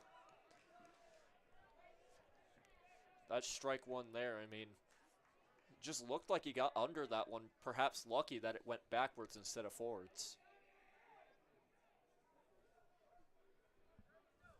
Bases loaded, no outs, 1 strike. Kerbau sets the pitch, and it's fouled off to the baseball graveyard where nobody's going to ever see it again, over the right field. I mean, it's 2 strikes now, 0-2 count to Schwarib. I mean, I'm sure a fan will go, find that one. They always do here in Boone. Schwarib being aggressive at the plate with the bases loaded and no outs. Kerbau sets the throw, and is a check swing, no swing, ball 1. And first base umpire willing to give that one to him. And perhaps a bit lucky, but they count all the same, and it's a 1-2 count to Jonathan Schwarib. Schwarib working back into the count. Kerbau is setting, bases loaded. All the pressure he could be under right now. The pitch. And it's lined into the gap between left and center field. 1 run's going to score. 2 runs going to score. 3 runs are going to score. It's a base-clearing double for Jonathan Schwarib. And, I mean, it's just been an offensive explosion here for the Mountaineers today, and they've already put 10 runs on the board. Just so far, the bat's very much alive for App State. Jonathan Schwerub with now 5 RBIs on the day as App State makes it 10-2 in the bottom of the 4th inning. And an interesting fact here, App State only had 8 runs in their last 3 games put together, and they've already done better than that in 1 game. Tyler Lichtenberger is up to bat for the Mountaineers now. And the manager will come out once more. So it's just been a rough day regardless of who's been pitching, perhaps struggling to adjust to the mountain atmosphere. And we've seen that with Coors Field as well. Great pitchers will go there and struggle with the mountainous air, making the ball carry a bit more than it usually does. And it looks like we are going to get a pitching change here. So that is the end of the day for Dylan Kerbow. And like you said, this is no Coors Field. We are not 5,000 feet, but still being 3,300. It's going to make an effect with how much this ball carries, how you throw the ball, because there's less resistance on it, so it's harder to make it spin. So, yeah, this is not a pitcher's paradise, as most people would say. Yeah, certainly a hitter-friendly ballpark up here in Boone. And so far, that has not played to Texas State's advantage.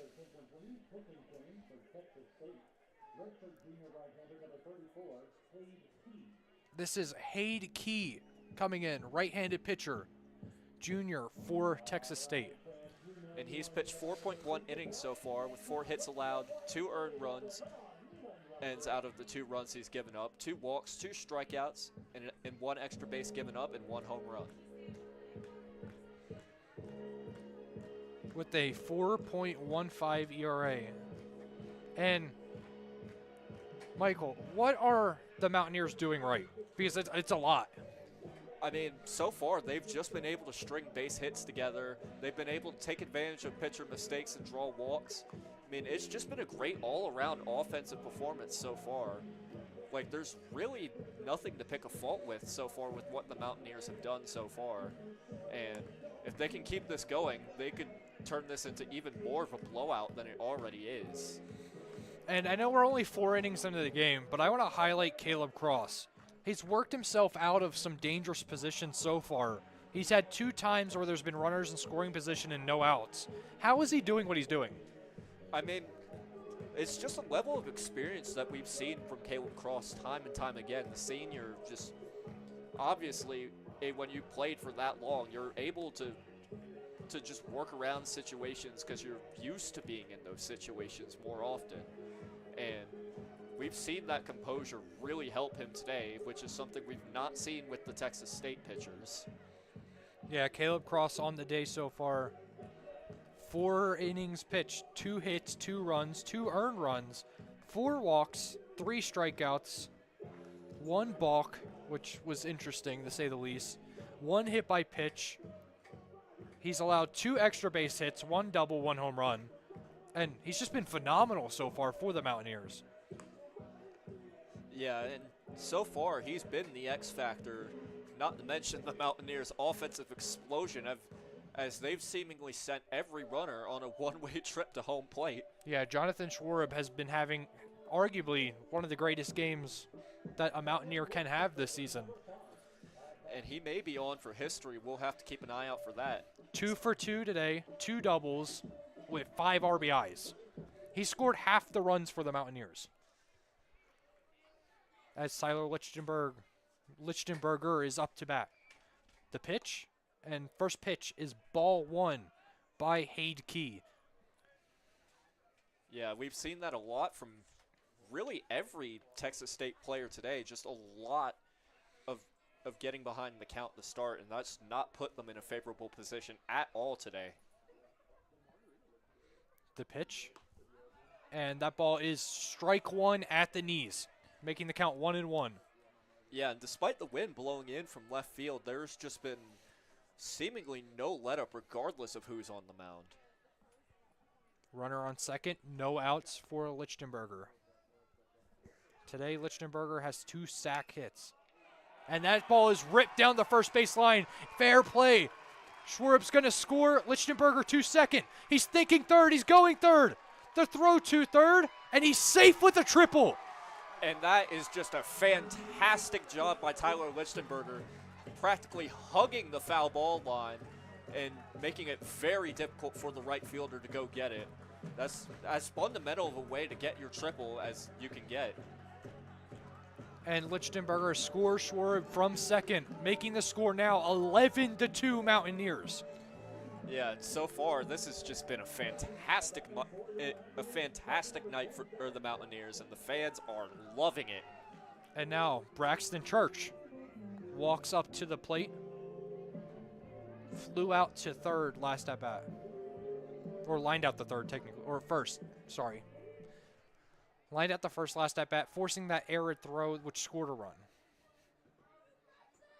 The first pitch, fouled over the home dugout and out of play for strike one.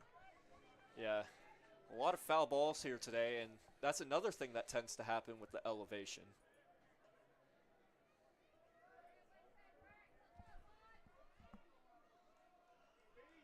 Key sets the throw.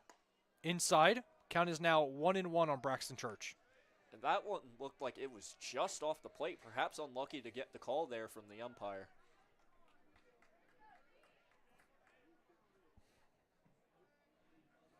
Runner on third. Key sets the throw. And it is lined over the middle towards center field. And the ball gets down and past the diving Ferris. Lichtenberger scores. Braxton Church to third.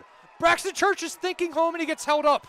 That's back-to-back triples for the App State Mountaineers. You certainly don't see that every day. Almost an inside the park home run, but a great throw to stop that from happening. Regardless, the run will score. And Braxton Church there, beautiful ball. And Ferris tries to dive for it. Ethan Ferris in center field and just dives and makes an arid play, allowing Braxton Church to get the third. And now Lichtenberger and Braxton Church to swap spots, basically. Yeah, I mean, no real other way to put it. And that will bring up Dylan Moquin. That's also going to put App State ahead by 10. The pitch, strike one, swinging strike by Moquin. I mean, that was just a hard swing there. It looked like he was trying to put some anger into that one. App State, last 3 innings, 5 runs, 2 runs, 5 runs to make the score 12-2. The pitch, it's ripped down the right field line, but out of bounds. I mean, that looked like it could have gotten out there into the Texas State bullpen, but very lucky that that ball stayed fouled there for Hayde Key.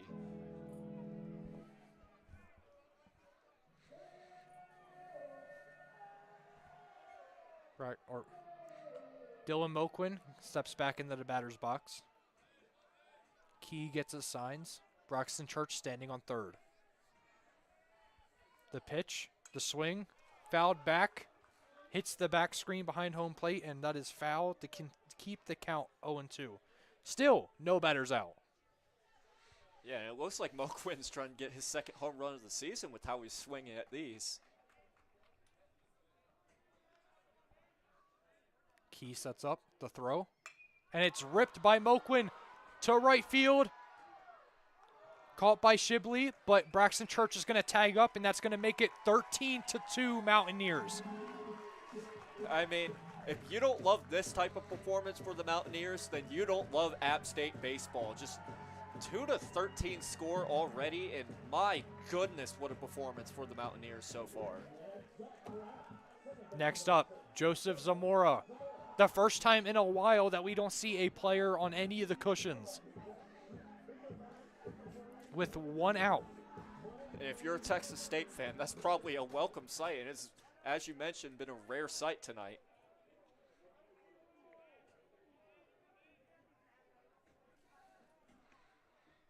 The pitch by Key. And it is fouled over the home plate, or over the home dugout. We've seen that a lot in this inning, just a lot of them heading to the left side. If you're a fan out that way, you got a few to collect. You got some work to do. The pitch, and it is fouled over the same exact spot. And perhaps Zamora heard me say that and wanted to give the fans more to do. So Texas State on the year has allowed the most runs in one game was 15 their last game against Campbell. They're at 13 for App State right now as the pitch is fouled. And it hits the light pole. I don't think Joseph Zamora could do that again if he tried. I mean, that certainly gave it a good ring, a satisfying sound, but the count's 0-2 regardless. In the same exact spot that he hit the other two foul balls, over the home dugout. Key sets for the pitch, and it's fouled again over the home dugout. My goodness, 4 straight foul balls over the same dugout and just varying very, very slightly by angle. That is very hard to do. Joseph Zamora now steps in for the 5th pitch of the at-bat. All 4 foul balls going over the App State dugout. The pitch. And it's lined to first base. Eaton gathers it and tags first, and Zamora is out for the second out of the inning. I mean, I think everyone in the stadium's a little relieved to finally see one go into play, and that will bring up Juan Correa with nobody on. And once again, for the second time in 3 innings, App State has batted around. Yeah, so far it's just been a nightmare of a game for Texas State. I don't think there's any other way you can put it. Juan Correa, his last at-bat, struck out swinging in 3 pitches. The pitch fouled over to the no man's land. That ball just went to the baseball graveyard over on right field. I'm sure someone's collecting them, even if we could just call them the Undertaker. Key to the pitch, and it's outside on Correa. 1-1 count out to Juan Correa, and I think nobody out is really the only situation with 2 outs that you would love to see if you're pitching to Juan Correa.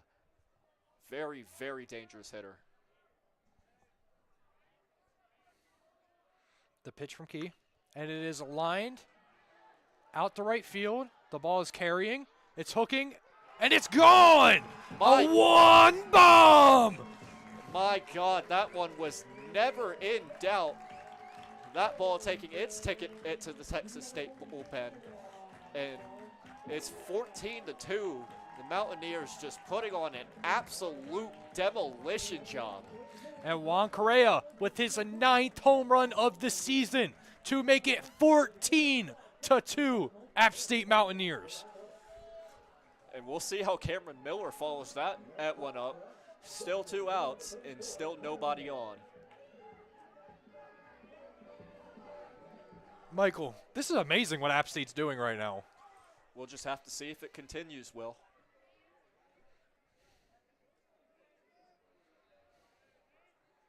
Key sets the pitch. The pitch to Miller, and it's fouled for strike 1. I mean, it just seems like the Mountaineers are making contact with everything. If you're the hitting coach, you're going to be asking for a raise after this game. Hayde Key with the pitch.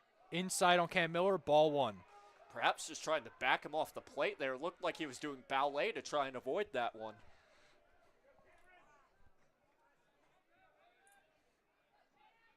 Hayde Key sets, 1-1 count, 2 outs, no runners on.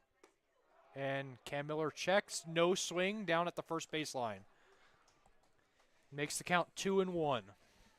I mean, it's just fantastic plate discipline there from Cam Miller.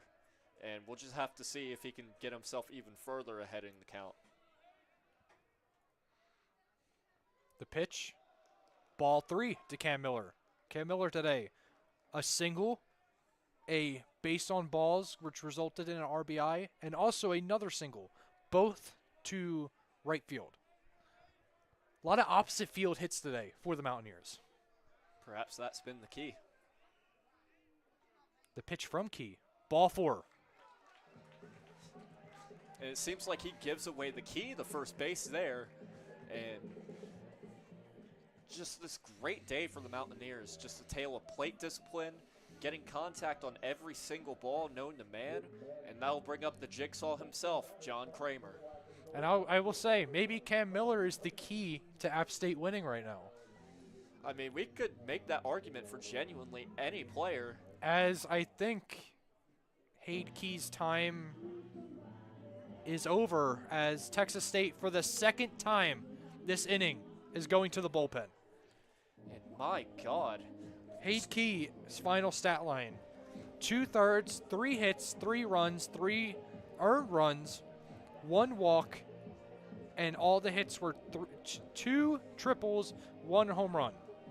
And we might see every single pitcher Texas State has tonight at this pace, because they're just making substitution after substitution trying to quell this Mountaineers attack. And it just seems like nothing is working. It might get to that point to where Texas State starts getting a little goofy and we start seeing those position players. Well, that would be pretty funny for Texas State's sake. Let's hope that does not happen.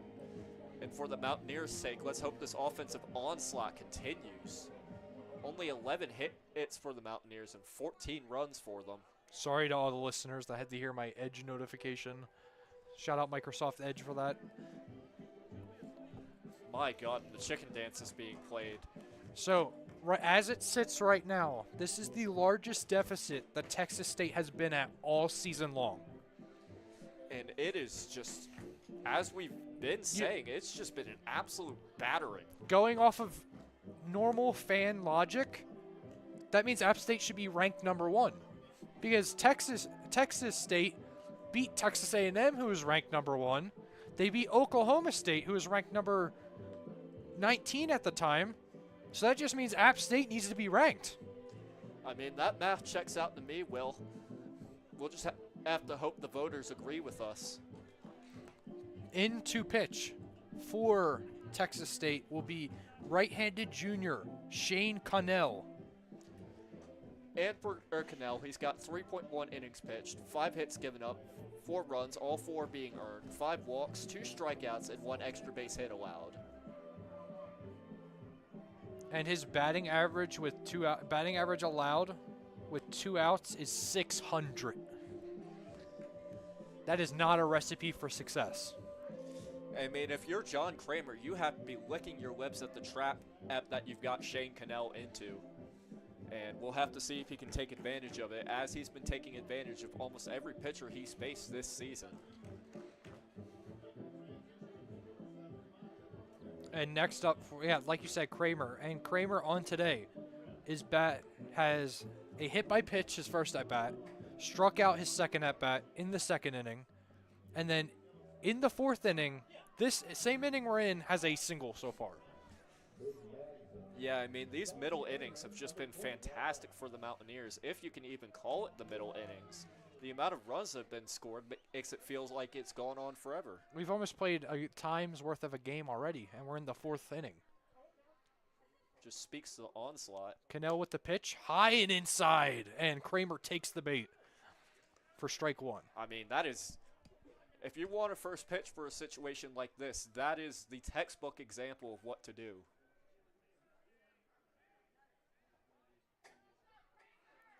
Cannell with the pitch. Lines it up the middle to shortstop, and he just tags second base. That's Farber to second, and that's going to end a 7-run inning for the App State Mountaineers. And it looked like that one stung Cannell on the ankle. Let's hope he's okay. But as you said, it's just been the great day of offense for the Mountaineers. Do you think they'll hit 20 runs, Will? That would be something to see for sure. And the only way to find out is by keep listening, as we will be back for the top of the 5th as Caleb Cross comes back out to throw some more gas.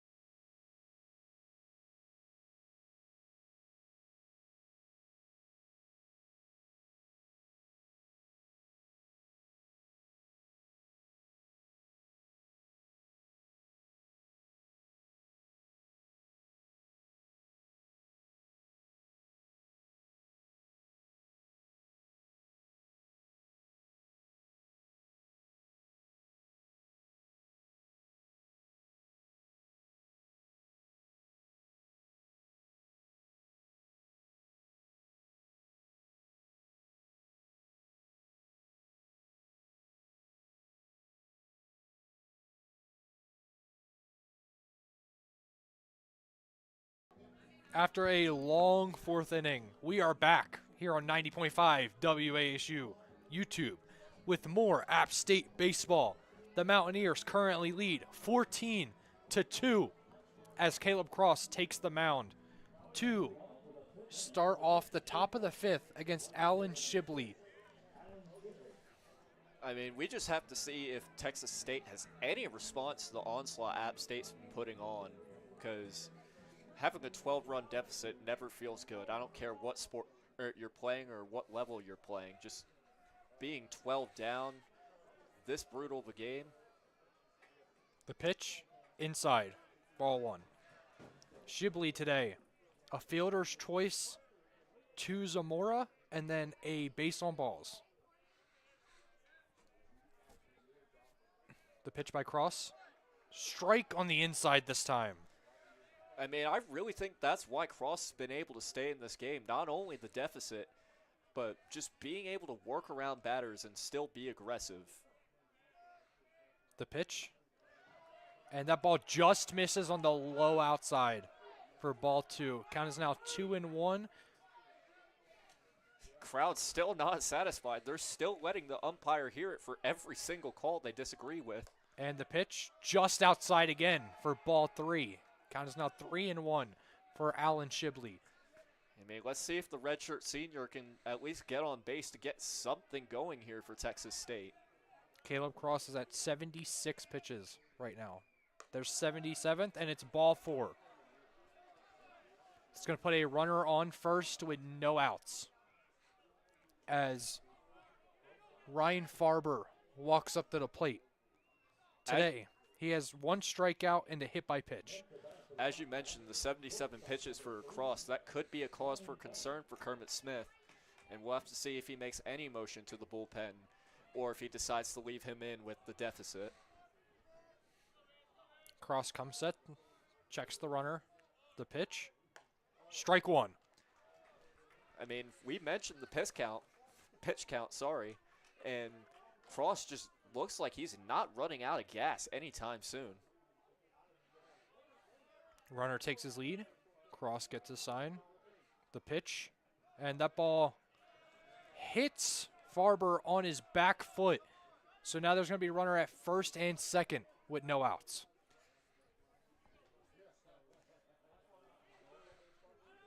And that will bring up Austin Eaton.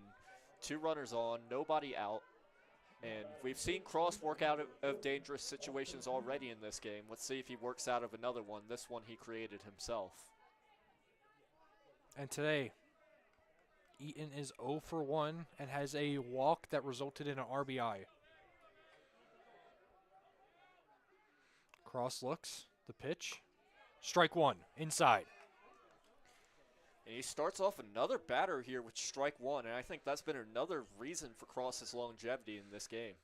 As the sun has fully set here in Boone and all the lights are on, so it's pure night baseball now. Runner on first and second, 0-1, pitch, just misses. Count now 1-1, no outs. I mean, that was as close as it can get there. Cross unlucky to get the call, perhaps, but Eaton will sure take it. Cross takes his breath, looks at the runner, the pitch, gets the call that time. Strike two. Count is now 1-2. I mean, with 2 runners on, nobody out, this is exactly what you need, and Caleb Cross will likely be looking to punch him out here. Nobody holding the runner on, the pitch, and strike 3 on the swing. That's going to be out 1. I mean, it looked like Eaton was never going to catch up to the heater there, and Cross does a great job to get the first out of the inning. That is Caleb Cross's 4th strikeout today, as Ethan Ferris walks up into the right-handed batter box. And that's Cross's 22nd strikeout in the season, equaling Jesus Tovar, who started this game with 22. As that ball popped up way into the sky. Kramer's on it. Kramer catches it. That's out 2. I mean, that looked like it could have escaped for a moment, but just looping way too much there. And Caleb Cross with 2 outs once more. And I think you got to make a case that Caleb Cross can certainly be called an escape artist, don't you think? This is the third time this game where runners has been in scoring positions with no outs, and he's kind of just working through it right now. Knock on wood. We don't want to announce or jinx him. Yeah, certainly don't want a commentator's curse. That will bring up the catcher, Ian Collier. And today, Ian Collier has a strikeout and a ground out to Joseph Zamora. Caleb Cross sets, checks the runner back, throws. Strike one. And he starts out yet another runner, another hitter with strike one. And Caleb Cross, just strikeout specialist.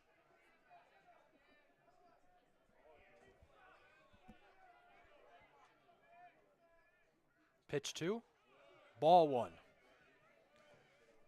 Yeah, and a 1-1 count here to Collier. Very close to getting out of this inning. He only needs one more out here, Caleb Cross.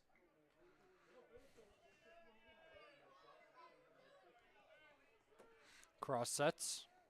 Nobody holding the runner on to throw. Popped up the right field. And that ball's going to go out of bounds. And it's going to stay in the park, so a fan's going to get a souvenir.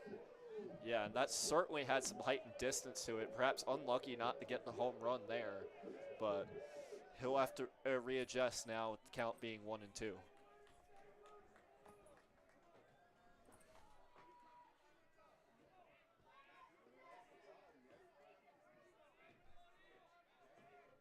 Cross with the pitch. Popped up right field side again. Just goes out of bounds, and a fan's going to get another souvenir. There's certainly a fight for that one. And it's always fun to collect about a baseball at a Mountaineers game. And we've seen fans get them signed, so certainly some souvenirs to be taken home. Cross looking at his wristband.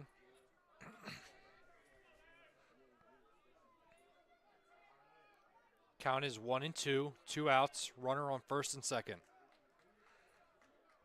The runners got on with no outs and haven't moved since. That's going to be a swing and a foul tip for strike three as Caleb Cross continues to dominate this Texas State offense.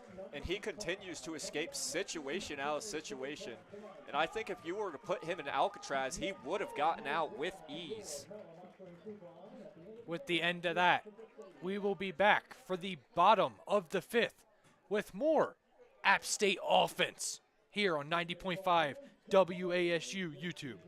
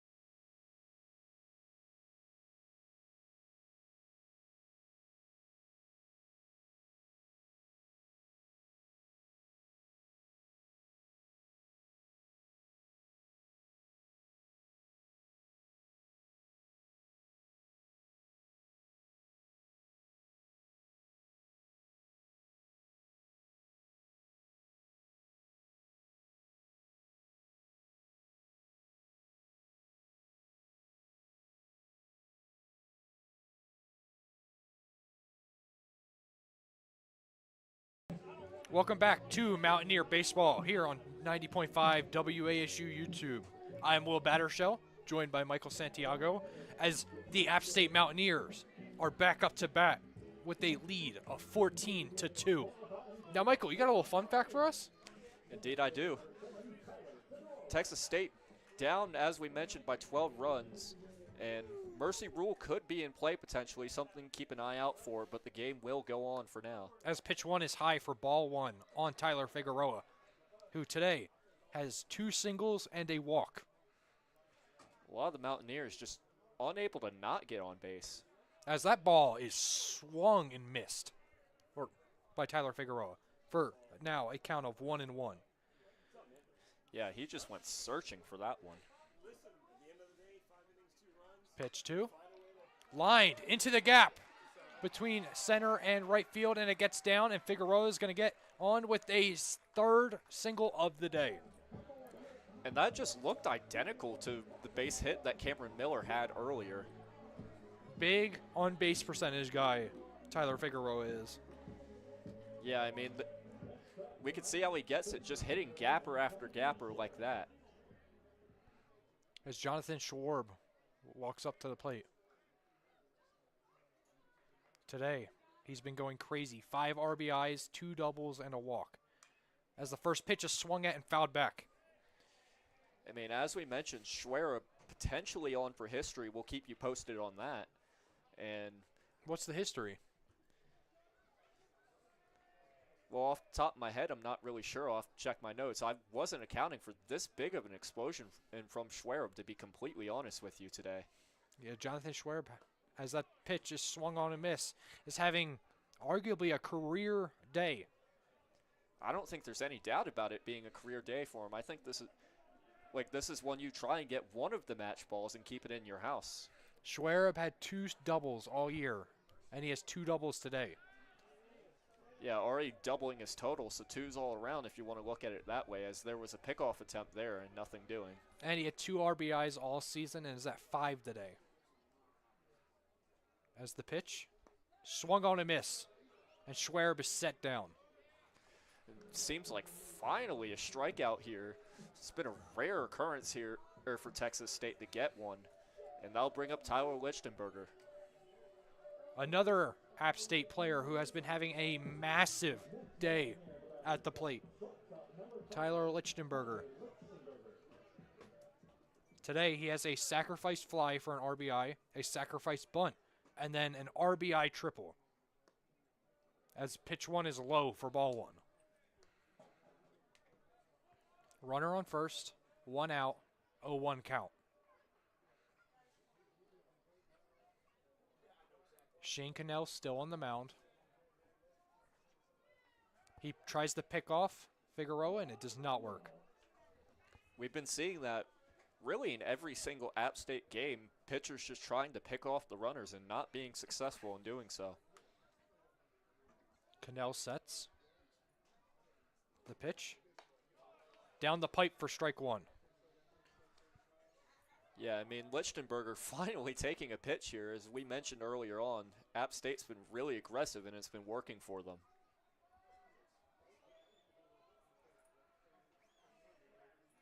Runner takes his lead. Cannell looks, takes his sign. The pitch. Outside, ball 2 for Tyler Lichtenberger. 2-1 count. Yeah, and another App State batter ahead in the count. How many times have we seen this tonight? Great plate discipline by the Mountaineers tonight, allowing them to break out to a 14-2 lead here in the bottom of the 5th. The pitch, grounded, foul to first. That's going to make the count 2-2. And to update you on what we mentioned with Schwerer, he's not close to the record yet, and there's still a player ahead of him from last year, Xavier Moranta, with 6 RBIs. So he's still got a ways to go, Jonathan Schwerer. It's only 1 RBI. Yeah, but 6 is not the record, and we know that. Cannell sets the pickoff. Figueroa is safe at first. It's yet another pickoff attempt. It's Texas State pitchers perhaps a bit paranoid App State base running today.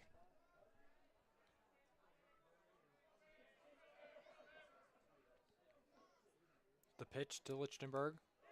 Outside, ball 3, full count. And if you're Tyler Lichtenberger, this is exactly what you want. Only 1 out, trying to avoid the double play. If he can draw the walk here, he can really put some pressure on Cannell.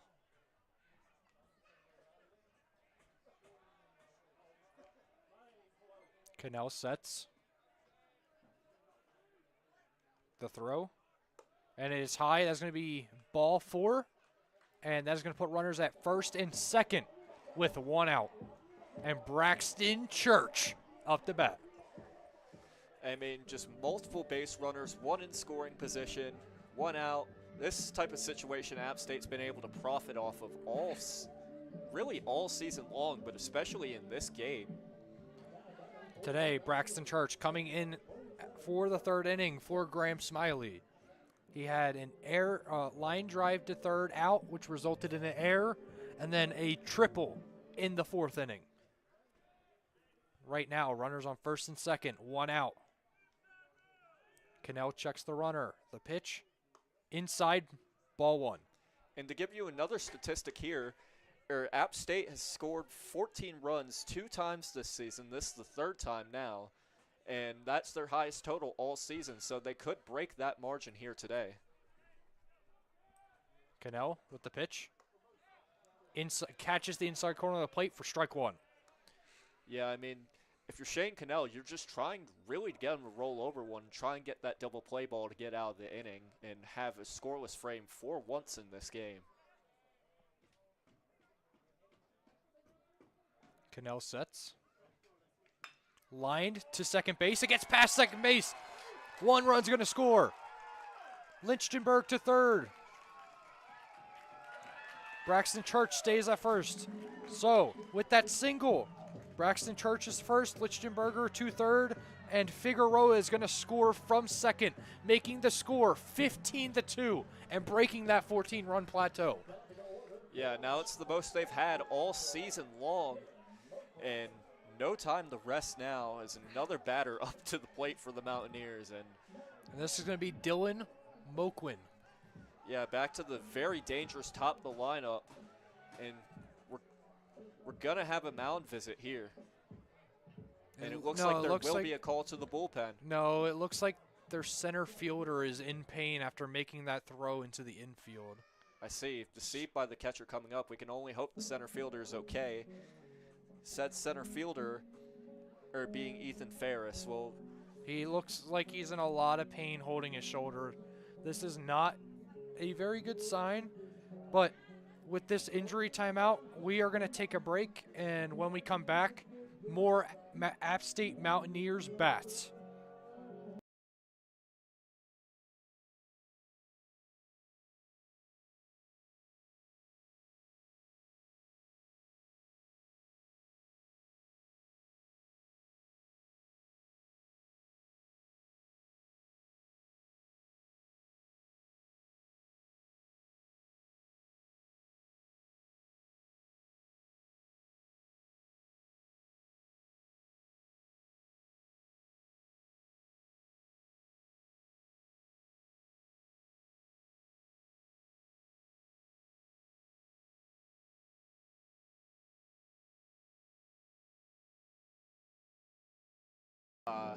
Welcome back to App State Baseball 90.5 WASU YouTube. Ethan Ferris is going to come out of the game with an apparent throwing arm injury. And in for Ferris, it's going to be Caden Baker, number 43. He is a freshman left-handed batter. And as we mentioned before going to break, we just have to hope that Ethan Ferris is all right. He looked to be in a lot of pain when he got up, so yeah, best wishes to Ethan Ferris. Hopefully nothing severe. And we hope for a speedy recovery no matter what it is. Dylan Moquin will get ready to go once more.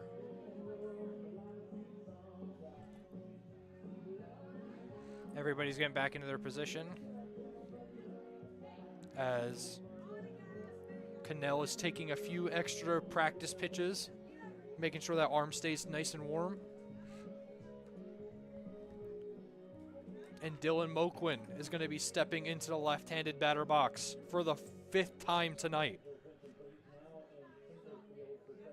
In almost just as many innings, too. We're now in the 6th inning. Still in the 5th, sorry. Yeah, we're in the bottom of the 5th. He's hitting every single inning. Which, there's an insane stat for you for the day. And we might have several insane stats still to report. Still plenty of life left in this game. For Dylan Moquin today, first inning grounded out to third. then a hit by pitch in the second, a walk in the third, and a sacrifice fly to Shibley in the fourth, as that first pitch is swung on and missed. That was a hardy cut there to try and score the runners on the corners there.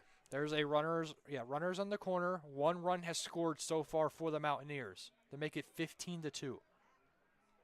The pitch, fouled back, strike 2.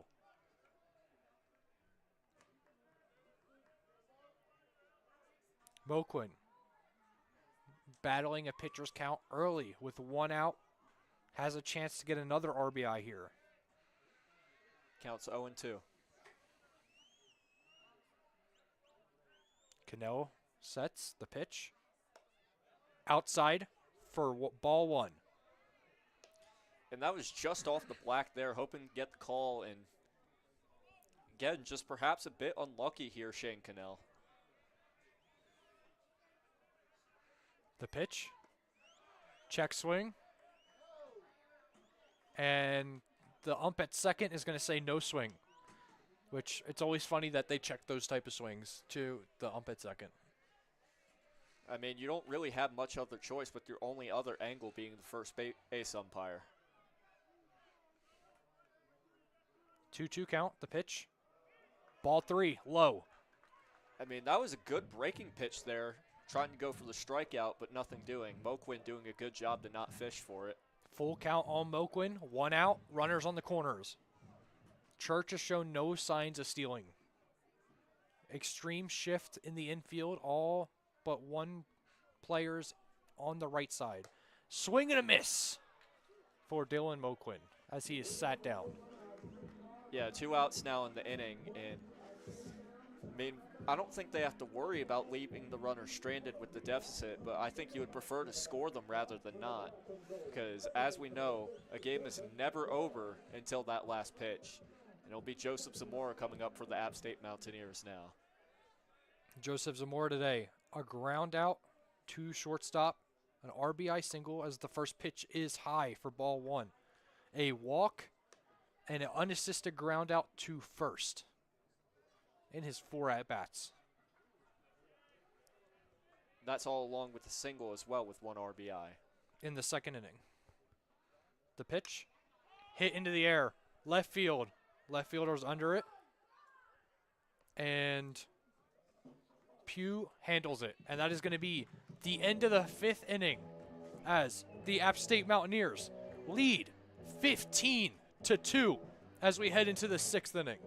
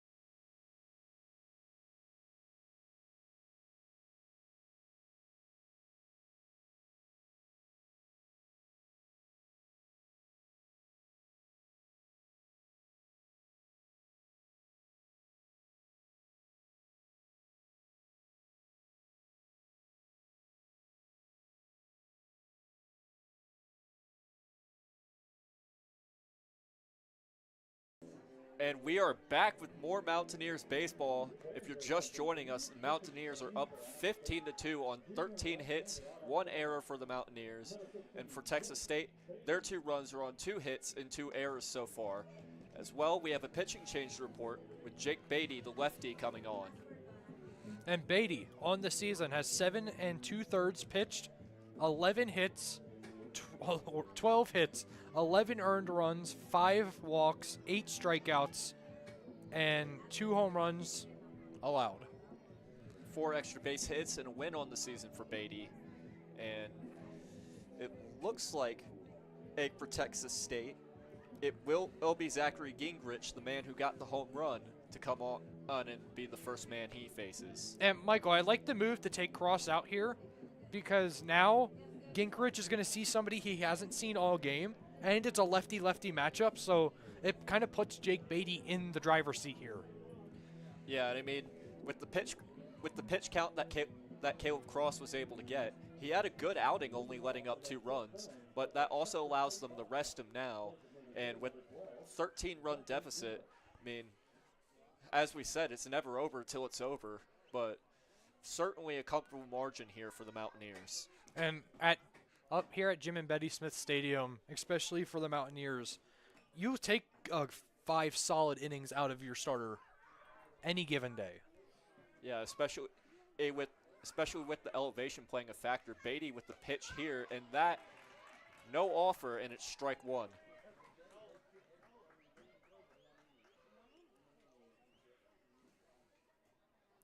Defense set, normal position, both infield and outfield.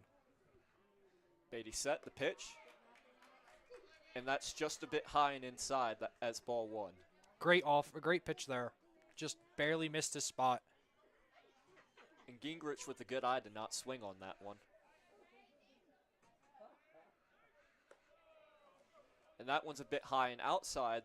It counts 2-1 to Zachary Gingrich.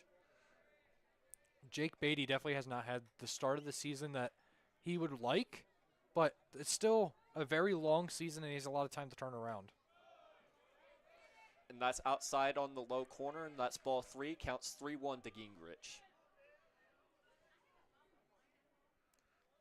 Gingrich is 1-2 today, and he was the man that had the home run and 1 RBI. Beatty set the pitch, and that swung on and missed. That strike 2, counts now full. Beautiful pitch there by Beatty. Just kind of catches the top of the bat, but goes right in the Braxton Church's glove. And that looked like a changeup there from Beatty. Just looked like it threw Gingrich off just a touch. And here comes the next pitch. That's a bit high, and he will draw the walk here. That is now Beatty's 6th walk in this early season. And no time to rest now with the man on. That'll bring up Samson Pugh, the left fielder. Recording the last out in the bottom of the 5th. And sophomore will be the second man to face Beatty tonight. Beatty set the pitch. No offer at that one. It's strike 1. Beautiful pitch there by Beatty to get ahead early. Yeah, that one just looked like it curled into that inside corner. Very well done by Beatty. Looks over the first, the pitch. And that swung on straight to center field. That'll get down for a base hit. Now 2 runners on, 1 in scoring position. And Beatty's going to have a little bit of a situation to work out of. And Tyler Figueroa did a great job there by judging the bounce, because on this turf, the ball takes a lot larger of a bounce than you would expect. And so he did a great job jumping up and grabbing it so that no runners gained extra bases. I feel like that's been the difference between the 2 teams today. Texas State just off their game when it comes to fielding, and App State only with the 1 error so far, and just doing a good job containing runners and making sure they don't go any further than 1 base.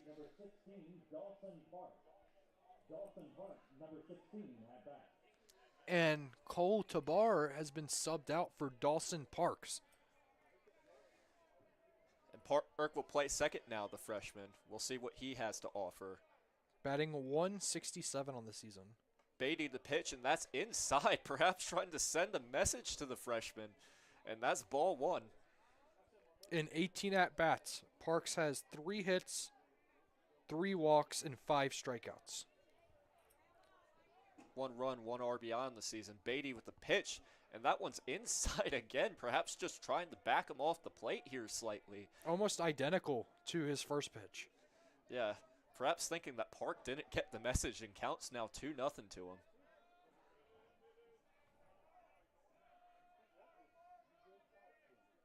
Very slight shift right, And that one almost the exact same spot again, and it's a 3-0 count out to Dawson Park.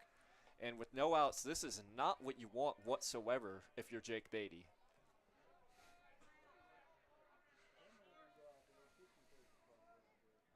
Beatty's ready to pitch, and that's inside yet again. That's just 4 straight inside pitches, same level, same style. Beatty might be a little rattled right now. And they're coming up to the mound to have a word with him. Just make sure that he gets settled back in and everything's going to be all right. And no time to rest as third baseman Chase Moore will be the next man up. Texas State's going to flip the lineup over. Bases loaded, no outs. Certainly a dangerous situation to be in, as in Moore's 3 plate appearances today, he walked in the first inning, had a double in the second, and struck out in the fourth.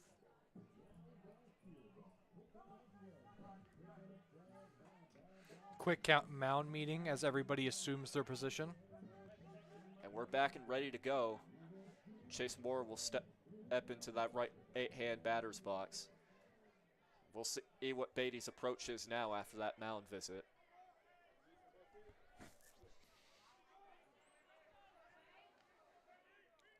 Beatty's ready to 0-0.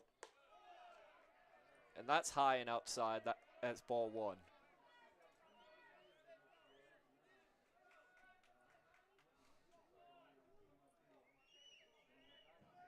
Beatty's ready. Pitch. And that's in the strike zone there. That's strike 1, and perhaps a bit disappointed not to swing on that, Mora. And that's a great way to get a strike here by Beatty, who's struggling a little bit to find the strike zone and finally found it. And inside breaking ball there, that's ball 2. Crowd not very happy with the decision, but perhaps the correct one regardless. Beatty's ready to 2-1. And that swung on to center field. That one will get down and score a runner. But again, all the runners only able to advance 1 base. And the game is now 3-15 in favor of the Mountaineers. And that's a great job by Tyler Figueroa there to run as fast as he could to get to that ball to only allow 1 run to score. Yeah, still bases loaded, nobody out. And that will bring up the right fielder, Alan Shibley, the redshirt senior. And Shibley on the day has a forced short or. And that's in for strike 1, first pitch to the at-bat. But as Will was saying, he reached on a fielder's choice in the first, walked in the third, and walked again in the 5th. Big walk guy. On base percentage is looking pretty good as Beatty with the pitch to the outside and nothing doing there. Counts 1-1. App State needs to do anything they can to get an out here.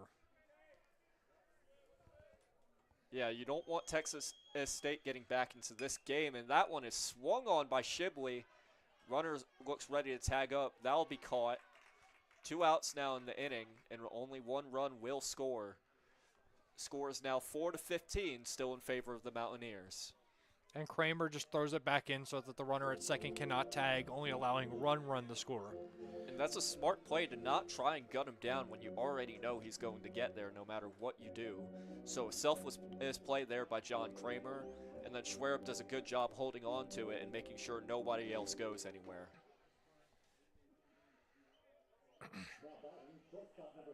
That'll bring up the shortstop, Ryan Farber, and the sophomore hoping perhaps do more damage to Beatty here. And that's just off the black there for ball 1. We've seen a lot of first pitch ball 1s out of Beatty. Yeah, it looks like he tried to deceive him there with the changeup, but no offer at it, and good eye by Farber. Beatty set the pitch. That's inside and low, and that's ball 2. Beatty's kind of struggling a little bit with his command right now. We're seeing a lot of arid throws, especially to these right-handed batters. Yeah, and the lefty versus lefty matchups have been more favorable for him. So that's inside, a good breaking pitch there for strike 1. And for Farber's 3 plate appearances, he struck out and then was hit by pitches twice so far. Beatty set the pitch, and that's swung on for a foul ball. That's strike 2. 2-2 count to Ryan Farber. Add another baseball to the graveyard.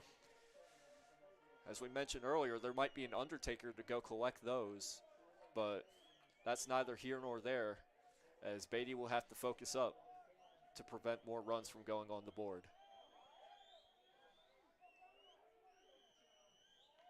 Beatty set the pitch.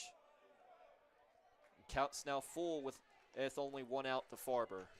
I like what he's thinking there. Throw the breaking ball down and in, hoping that he swings at it. Maybe you get a lucky strike 3 swing, but he doesn't offer, and now it's a full count. Indeed, he'll have to focus up now. Beatty, the 3-2. And force out there. And we got a double play, and Beatty will get out of the inning for the Mountaineers, keeping it at an 11-run deficit. Yeah, Michael, that's the second 5-2 or 5-3 double play that we've seen today.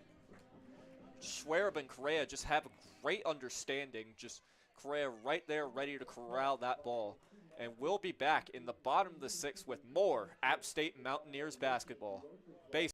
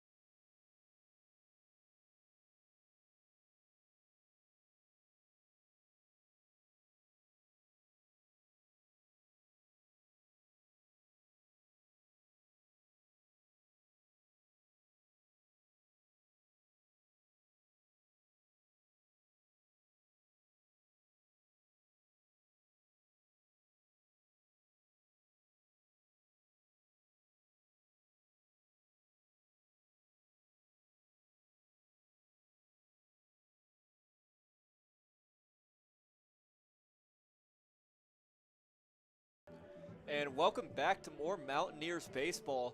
If you're just joining us, score is 4-15. Mountaineers favor on 13 hits for the Mountaineers and 1 error, 4 hits for Texas State and 2 errors. And we got a pitching change to report as well, as Connor Doucette will be the new pitcher. And not a happy welcome, as he'll be facing the home run king, Juan Correa. Connor Doucette is a junior right-handed pitcher for Texas State this season, has only pitched 2/3 of an inning and has 2 walks. And first pitch there, he strikes Correa out with strike 1 swinging. So only his second appearance of the year here. Yeah, quite inexperienced, and as I said before, not at the welcome you're hoping for if you do set. But he's handling it well, as he's now he's now got an 0-2 count against Juan Correa. This kind of pitcher's count's what you hope for when facing a power hitter like this. Doucette, the pitch, and that's swung on strike 3. Juan Correa wanted another bomb so bad, and he was just swinging for it and just misses it. Yeah, and that's a good job by Doucette to take advantage of it, but no time to rest, as it's the ever-dangerous designated hitter, Cameron Miller, coming up.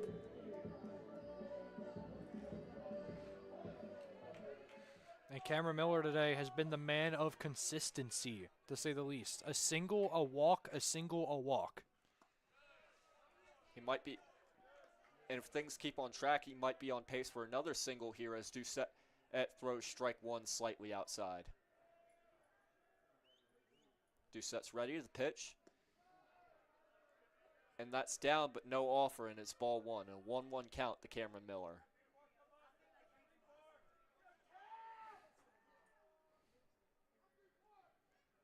Doucette's ready, the pitch. And a good breaking pitch there as he gets strike two called, and now a 1-2 count. I'll tell you what, Doucette has been able to find the strike zone early so far in his appearance. Yeah, so far only 2 appearances on the season. As we see a low pitch there, that'll get called as a ball, and that's 2-2. But as you were saying, he's been doing a good job getting ahead of hitters, despite the fact that he's not played very much this season. And it doesn't look like he's got very much rust. And Doucette gets strike 3 swinging for his first 2 strikeouts of the season back-to-back on this high-powered Mountaineers offense. Yeah, when you can strike out Juan Correa and Cam Miller back-to-back, even I got to say that's pretty impressive. I'll tip the cap to that. Yeah, in no time the rest is the jigsaw himself. John Kramer will come up. We'll see if he can strike out the side here. Doucette's ready to pitch. And that's just outside, ball 1.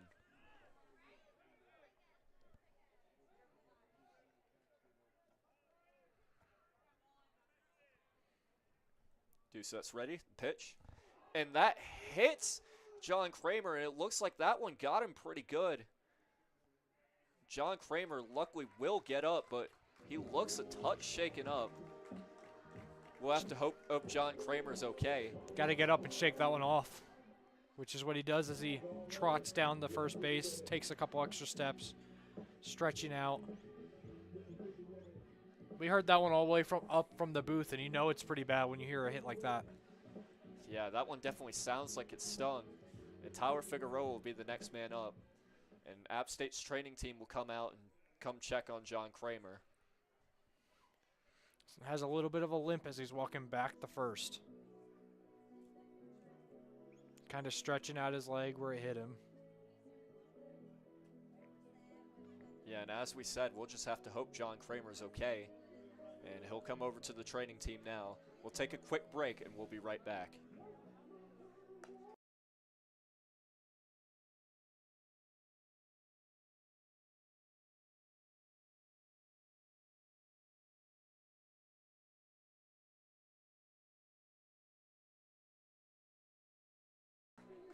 And we are back with more App State 8 Mountaineers baseball. Just took a quick break for that injury timeout. John Kramer will be coming off. It'll be number 3, Charlie Evans, the junior outfielder, coming on to replace him. And with 2 outs in the inning, Tyler Figueroa is the man up, and we'll see if Connor Figueroa, we'll see if Connor Doucette can do anything about him. Tyler Figueroa today, 3 singles and 1 walk. He's not failed to get on base yet, and he's hoping that doesn't start now. Doucette, good breaking pitch there for strike 1. Well, ball 1. I was even a bit deceived by that one, it would seem.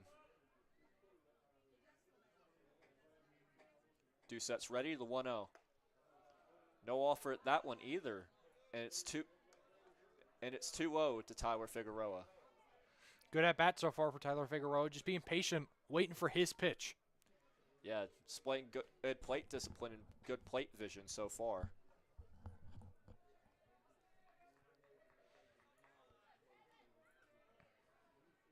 Doucette is set, and he'll throw, and that's as low again, and that's a 3-0 count to one of the most dangerous hitters App State has to offer. Yeah, that's a great eye by Figueroa there. Just staying confident in what he wants to see and waiting for his pitch to swing at. The force out's still in play. We'll see if Doucette goes for it. And he will miss the spot. No, he won't. It's a strike. I figured that one was a bit low, but the umpire disagrees, and it's a 3-1 count to Tyler Figueroa. Doucette set the pitch, and that's hit down the third base line. and that will advance the runner into scoring position with 2 men out. Yeah, that one was just ripped into the 5-6 hole, and there's just nothing you can do with that. Not even Superman could have made that play. Yeah, and definitely unlucky Dosette. That was a good pitch, and it will bring on Tanner McCammon here, number 10 for the Mountaineers. Tanner McCammon is coming in for... He's coming on for Jonathan Schwerup. Yeah, Jonathan Schwerup. Perhaps with the deficit, App State trying to get more of their inexperienced players a chance to go here. 9 at-bats on the year. 1 hit, 1 run, 1 RBI, and 4 strikeouts for McCammon as he takes strike 1 there.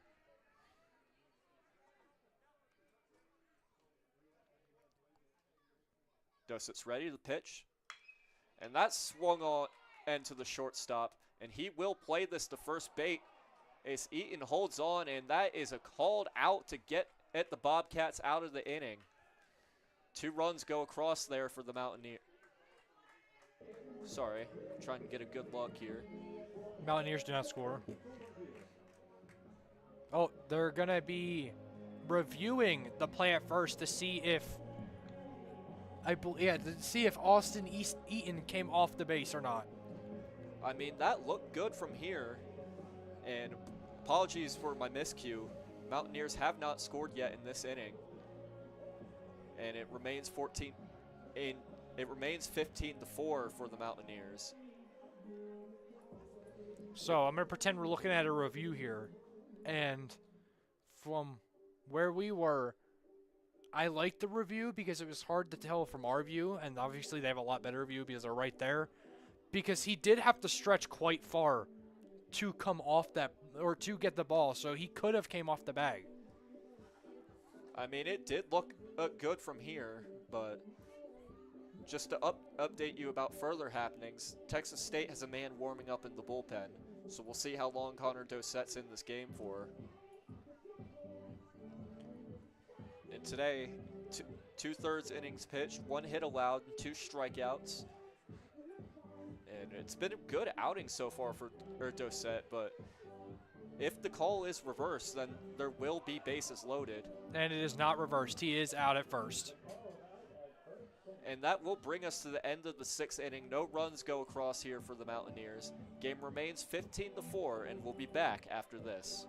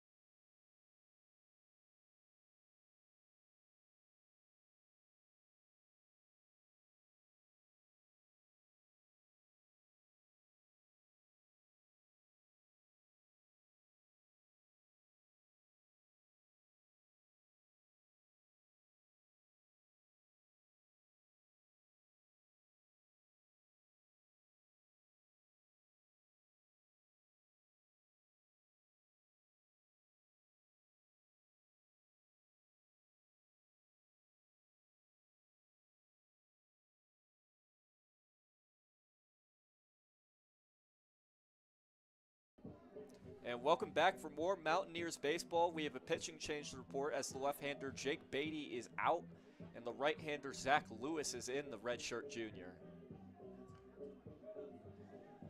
We'll see how he approaches this Texas State lineup. And we will see a Coy DeFury coming in, possibly one of the best names I've seen in some time. And DeFury will be the first man to face Zach Lewis.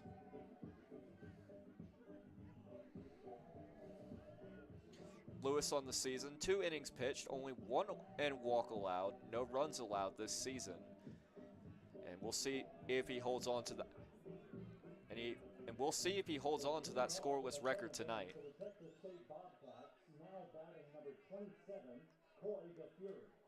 What a name. That's a top 10 name of all time. I'm inclined to agree, but let's see what the junior has in store here for Zach Lewis. And that is a strike to start out. That was a beautiful pitch there from Lewis. Just barely hitting that inside corner. Lewis is ready to pitch. And that's swung on, hit into the catcher's glove, and that's strike 2. Great start here by Lewis. Just doing what he has to get these strikes. As our scoreboard has completely gone down. Certainly interesting to see, but regardless, we will carry on. Game's not over yet, folks, so remember, don't go anywhere. You're still with us on 90.5 WASU YouTube. As that one, inside corner, but just outside, and that's ball 1, making it a 1-2 count to Coy DeFury.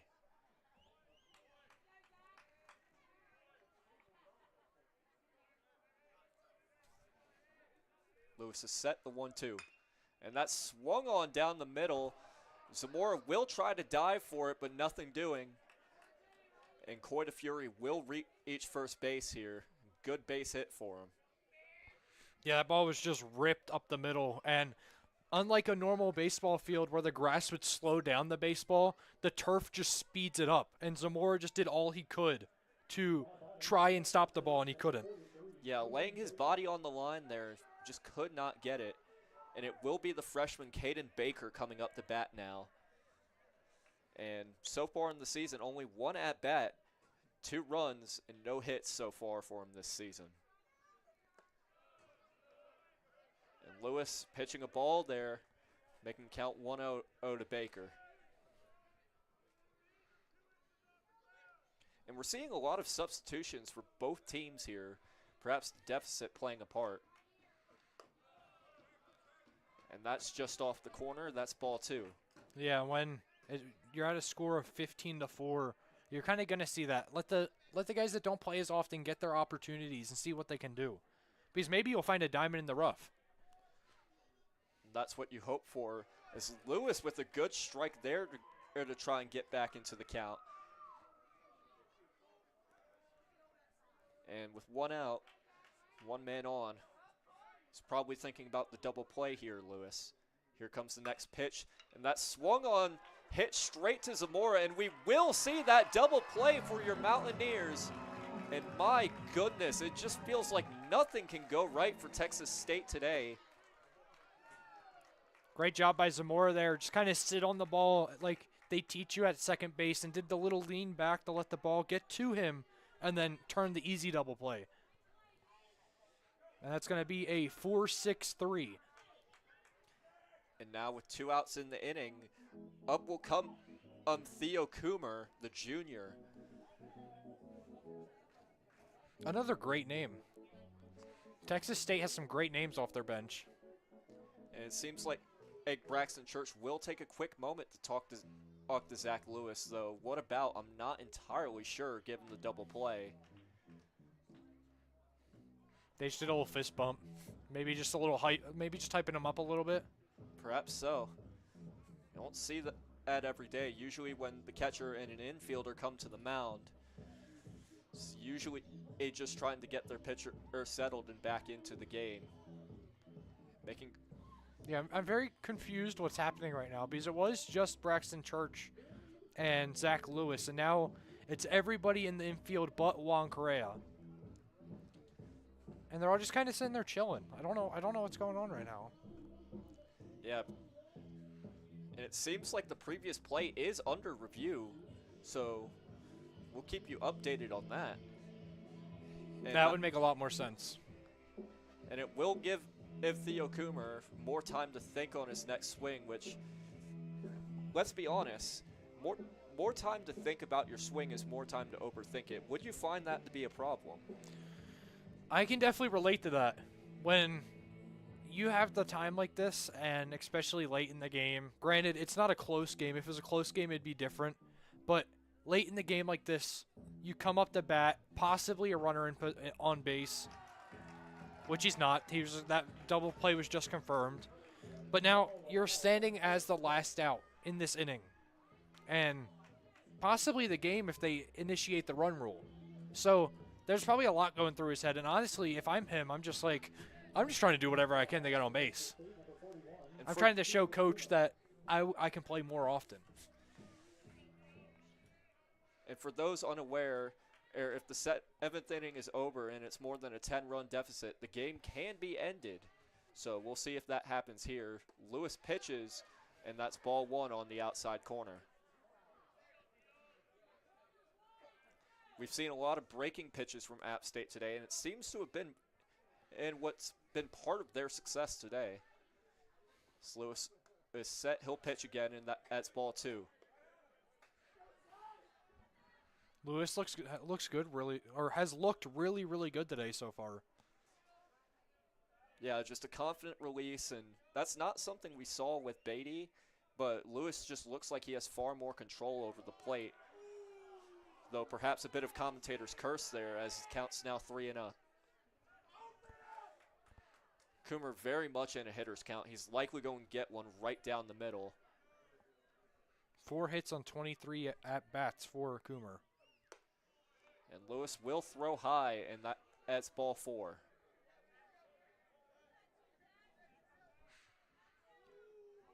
He will draw his 4th walk of the season, Coomer.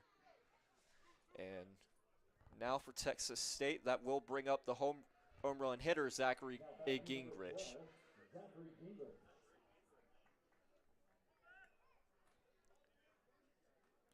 And we'll see what the freshman designated hitter has to offer. So far, making a splash in his first season at the level. 7 RBIs, A's 9 runs, 6 walks, and we will see a strike there. 4 doubles, and that home run he hit today was his 2nd of his season.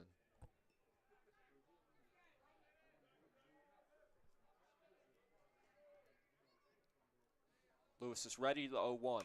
And that is swung on, hit deep, but that will travel foul. And a couple of the kids over there will try to collect it, but it goes a bit far even for them. Down into the graveyard. That ball was towering, though. Yeah, certainly an imposing one, but for Lewis, quite lucky to have that pitch back, I think.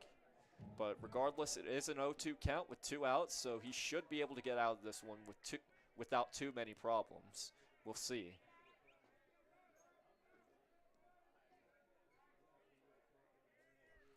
Lewis is ready to pitch, and that's a touch outside to make it a 1-2 count to Gingrich.